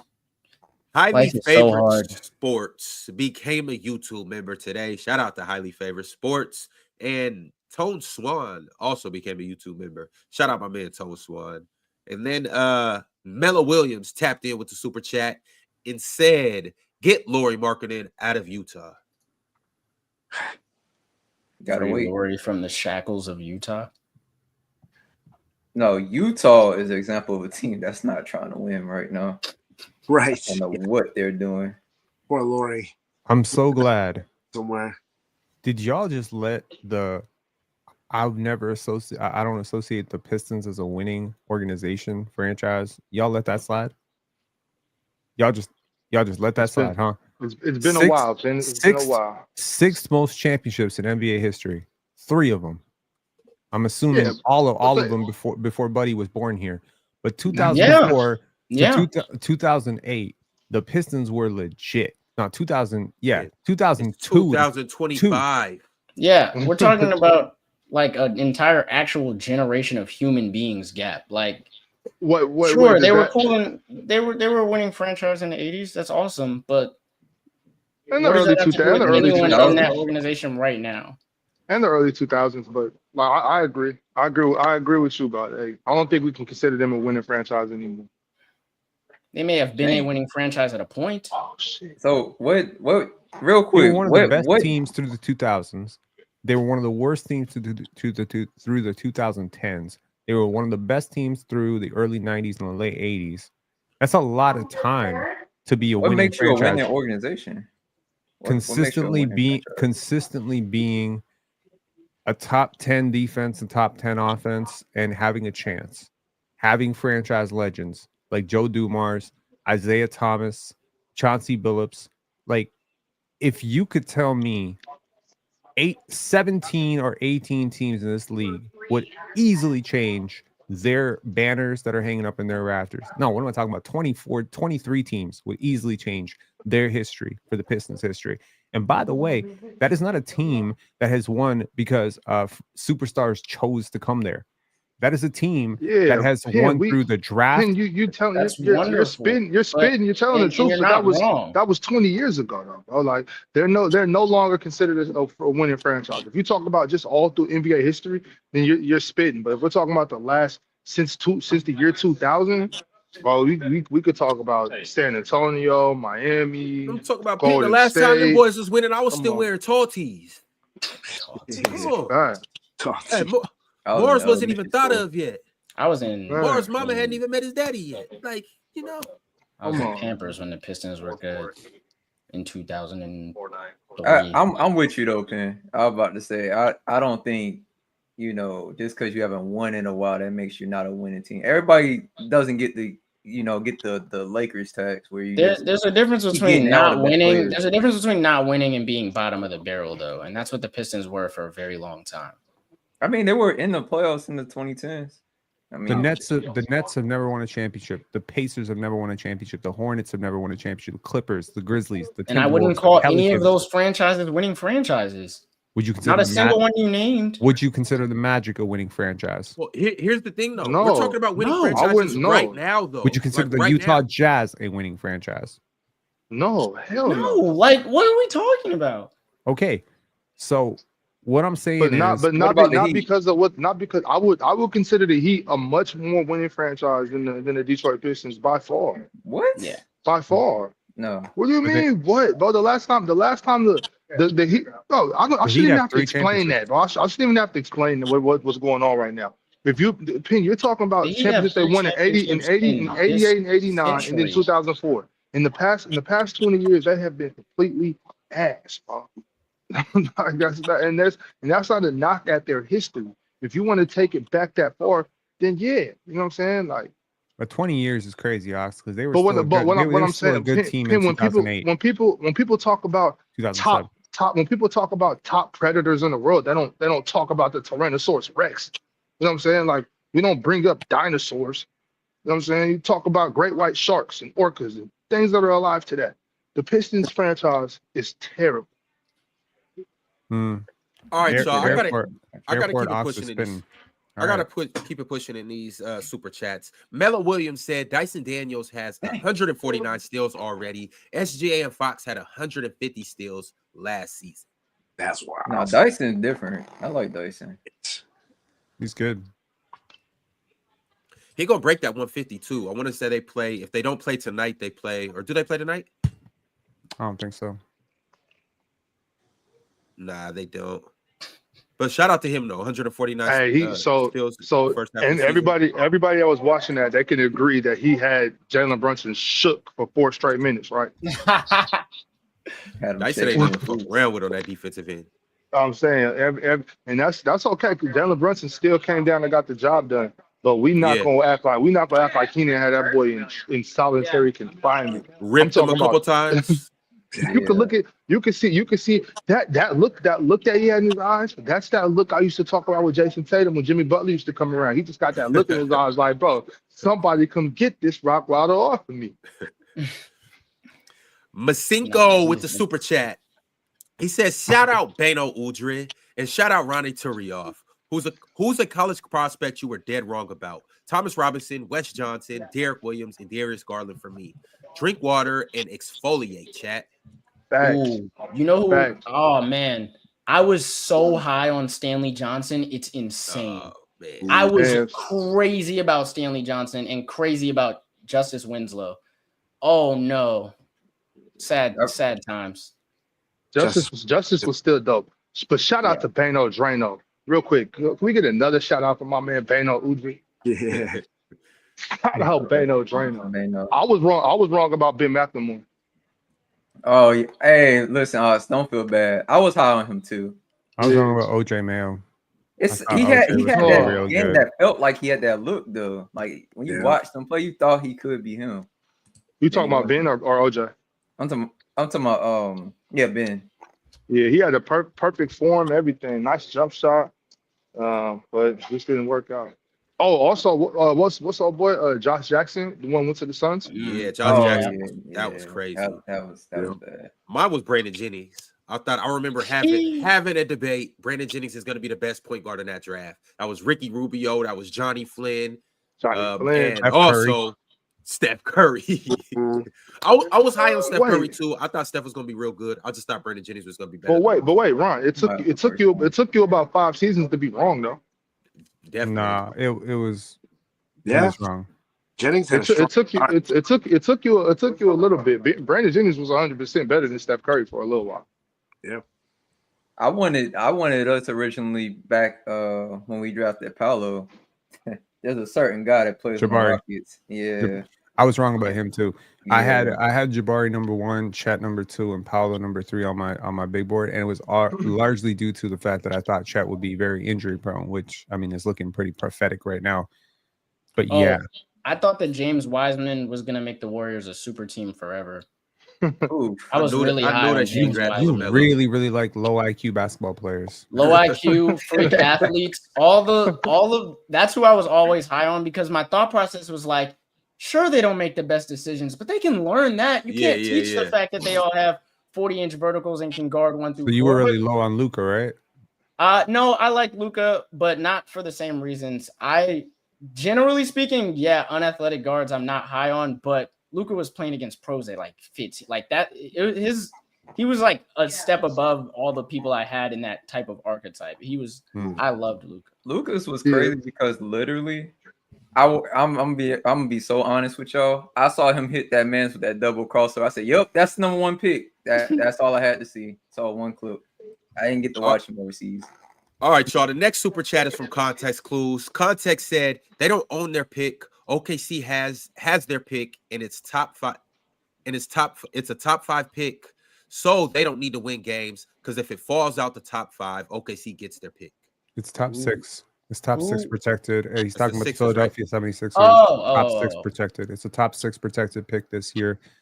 So yes, but I will say this as a team that had a top 6 protected pick that was outgoing to San Antonio last year. We finished 6th and we conveyed it as 8th because the lottery odds are flattened. Finishing 6th does not guarantee you a top 6 pick. It almost guarantees you almost every single year that you could look at it. A team that's 5th or 6th has fallen down because a team that's beyond 6th has climbed up. So you really are rolling the dice. If you're the Sixers, if you're going all in on Cooper Flag, I would say you're like a few games out of the play-in. Just get healthy.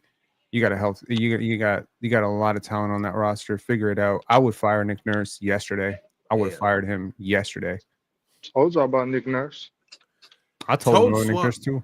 Tone Swan said, Penn, if you giving Cade 30%, what percentage for Luka making the finals if they missed the playoffs the previous year? Nico got Lively, PJ, Gaff, and Kyrie. Yeah, he also lost Jalen Brunson. Don't leave that part out. I mean, Nico was cooking, man. That's why this deal is so surprising. But I thought he did a good job. I think PJ Washington was a very underrated get from Charlotte, and I think Daniel Gafford was clearly a serviceable role player, and Luka made him look even better. I like Derek Lively in the draft. I thought he was great. It was a great pickup for them. L to every team that passed on him, because I don't think we do that redraft over. I don't think Derek Lively falling down that much. I don't think Casey Wallace falling down that much. So yeah, I mean, he deserves a lot of credit, but you do wipe it away when you do a move like this. To the point of how much credit does Luka deserve for the Mavericks run last year? I'm gonna say about 30-35%. That's I'm gonna put it there. What I can respect is that your logic is consistent, I suppose. Hey, yo, I'm about to run. We about to board. So appreciate y'all having me. All right, have a good flight, Ox. All right, don't All get right, kicked off the plane. Hey, Make it Ron, to San Francisco in a 4-piece. Hey, Ron, once we in the air, I can do whatever I want. What they gonna do? That's crazy. Hey, but I'll be there in 2.5 hours. Line them up. They already lined up. Just yeah, get here. Okay. All right, I'll catch you in a second. Ben Jones said, Penn, all due respect, Penn, with all due respect, and you deserve a lot, but Joel playing in the Olympics and his injuries were a major storyline before, during, and after. No, that's fair. I think a lot of the storyline revolved around why he was playing for Team USA as opposed to maybe another team like Team France or Team Cameroon. But now, I mean, athletes know their own bodies. If he knew that he was approaching the cliff of his career, he probably just thought to himself, I might not get to play in the next Olympics. Let me get one now. Yeah. I don't know. But I don't think anyone's going to look back on that Team USA team and think Joel Embiid was the memory that I have from that team. Yeah. DSG Piccolo said Murray gave us 50, but Klingon has 17, 20, and 3 blocks. So I'm leaving with something yet again. He's solid. He's very solid. Portland's good. Portland is a weirdly good team. Like they are showing all sorts of flashes right now. I don't know where they fit into the West next year, but if they get, they get these guys a little bit better, Scoot gets a little bit better, Shaden Sharp takes another step, maybe they consolidate some of this, some of these players, get off of Jeremy Grant's contract, maybe move off of Anthony Simons, consolidate all of that for a star that becomes available. I could see them pushing for the play-in next year. Yeah. Ansa Yarinki said 3 championships under Bill Davidson. My bad. Tom Gores hasn't done anything since he bought the team. That's fair. That's very, very fair. I feel like that's how we should talk about franchises, because like I was saying, that's a completely different franchise, a different everything from top to bottom.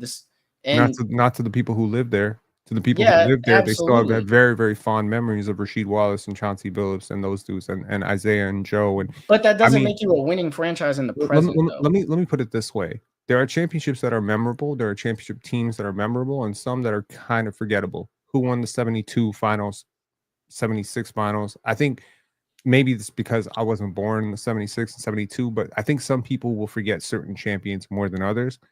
The Pistons champions were iconic. Yeah. They were very iconic. They are still talked about to this day. The bad boy Pistons, the 04 Pistons. These are consistent conversations. So I feel like I rate those 3 championships a little bit higher than most championships because of how they were made, because of how those teams played, because they had a brand of basketball. What's the accusation against the NBA today? Oh, all the teams are the same. Now, I don't buy that shit. I think that's a lie. It's a bad take. But it's a common take, but it's a bad take.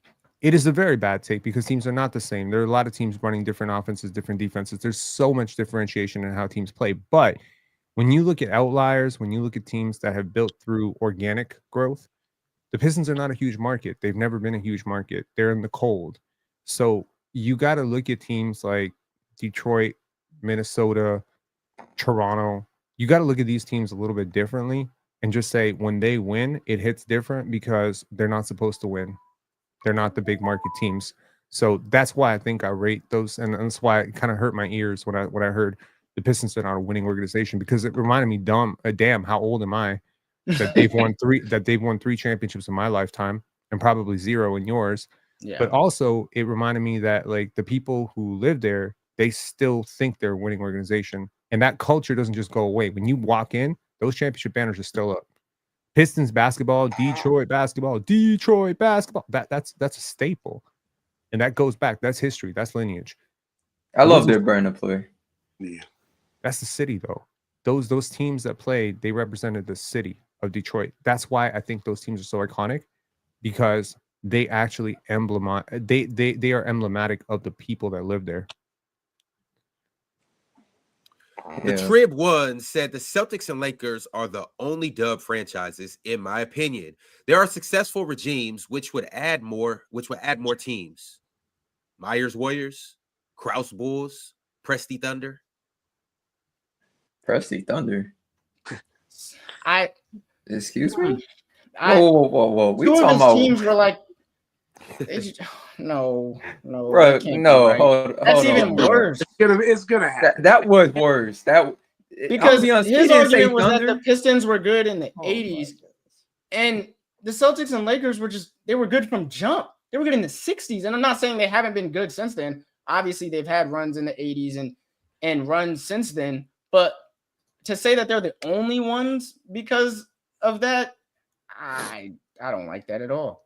Over the last 30 years, the best teams in the league have been historically the Spurs, the Warriors, the Heat, the Lakers. That's like the Bulls. Lakers, the Bulls. Bulls, yeah. That's pretty much your champions. And then you got one-offs like Toronto, Denver, Milwaukee, etc. There's a lot of teams that haven't won a championship, period. There's a lot of teams that haven't won a championship in my lifetime, your lifetime, whatever. The Boston Celtics have decidedly been worse than the Lakers over the last 30 years. A lot of those championship banners are hanging because of Bill Russell. But yeah, I mean, I don't know. Yo, Edwin Sanchez became a YouTube member, and then my man Edmund tried to send through a $10 super chat. I'm assuming something went wrong. He probably pressed the send button at the wrong time. But Edwin, I'm gonna give you an opportunity to just send a regular chat in, and I'll read it on the screen. So if you're listening still, send through a chat, and I'll read it for you, my man. Courtesy of the $10 that you sent through, and you becoming a YouTube member. We have another super chat from DSG Piccolo. He said, also, MTEL, why the Magic ain't make that call for Anthony Simons? He from the area, and y'all need spacing. We saw how Kamara had Paulo in jail. Okay. Because they do be asking me a lot of Magic stuff when I join the chat. I'm going to be honest, bro.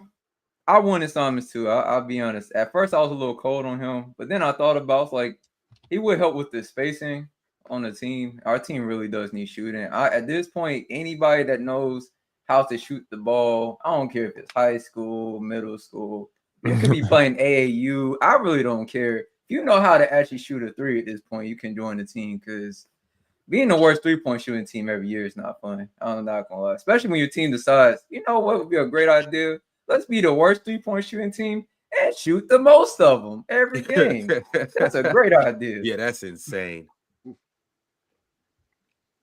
You think eventually they start going in? I mean, y'all signed KCP. Historically, he has been a decent three-point shooter, right? Y'all drafted Tristan da Silva. He's a good three-point shooter, right? Y'all missed on Grady Dick. He hasn't really been shooting them well, but Jet Howard was supposed to shoot them well. So I don't know. Maybe it's all that defense y'all play making them legs tired. I don't know. I wanted to ask you, is Franz a better player than Paolo, in your opinion? I think the funniest part is Paolo's rookie year, I had Franz. Paolo's sophomore year, I had Paolo. This year, I have Franz again. I think it's like by far, like Paolo. They're just both good. Yeah, I'm about to say they're both really good. I think they could probably, go back and forth for a little bit. I think in the next like 3 or 4 years, we'll know for sure who was always like the true better player. But I think they have the chance to go back and forth. But I would say Franz just recovered from his injury better than Paolo did. Like Paolo still looks like he's affected by the oblique. They're like apparently we're the Orlando Obliques. We're the only team that gets that injury. The last time it happened before those two was Cole Anthony, like 3 years ago. That's crazy. Nobody else, people don't even know what that is. I don't know what it is. Yeah. All right. Fenton Jones said Penn got Swiper out on a furlough. Yeah, I must be dumb. I don't know what a furlough is. What's a furlough? That's what you got Swiper out on. I gotta Google shit now. Okay. Sincerely, Kentrail said PC starters on injury management before All-Star break. No, they've just been cut. They've just been cut. Okay, and these are our new starters. This is the new iteration of the panel. Y'all get ready for it. Y'all get used to it. This is how we rock it. Also, too, what I haven't mentioned today is that we will be doing the PCL March Madness coming up here very soon. NBA debaters are needed because, well, we have a big pool of cash that we have to give away to one lucky individual. Well, luck, maybe not. One skilled individual who knows ball, can talk ball, and can debate ball against chumps like Big Ox, little guys like Mars, washed up men like Chilltown, and everybody else. So if you do want to join the PCL, all you have to do is scan this QR code on the screen to sign up. And we hope to see you soon. MTEL, Wes, Penn, you guys ready for this? Yes, sir. Nobody told me there was bread up. Y'all should have led. I was already in, but y'all didn't tell me there was bread up. You should have led with that. I can guarantee you will not make it out of the first round. That's if you make it to the first round. What if you guys see each other in the first round? You talking to me? That could. You're not talking to me. No. That can't be right. No. Who you talking to, me? Get out of here. He knows who I'm talking to. He knows I'm talking to him. You should know better. Did you forget everybody's name? This is everybody's name. We have MTEL, we have Finesse West, we have Ori B from Hoop Social, and I'm Ron. Who are you talking to? Or are you talking to yourself? Hey, we take money on this side. What's understood doesn't need to be said. Right. And you know what? They can be a first round. Y'all, Ron, you know who I still want. He ducked me. He ducked me for 3 months. Who? What's his name? He's on the other show. Or was on the other show. I don't know if the show still found. Gifted? No. Hayes, there we go. Yeah. I forgot y'all had a little beef. Okay. Yeah, I forgot about that. You got beef with Hayes? Oh yeah, he started going in on me on the PCL. I was watching him debate Dion. I'm just getting just left and right. But it's okay. That was a rookie year, you know. My boy John D won Rookie of the Year. I'm trying to win Most Improved Player. So you're on your way. You're on your way. I think you know what I paid a compliment to John D the other day. I said he got a lot better, and I meant it. And I think MTEL is getting a lot better too. I'm just throwing that little recommendation out there. I think MTEL is a lot better this time. Appreciate it. Well, we'll see. Season 2 of the PCL. I'm excited for it, and I can't wait. And this one's not going to be like the last one because you don't have a regular season to get your shit together, and then the playoffs come.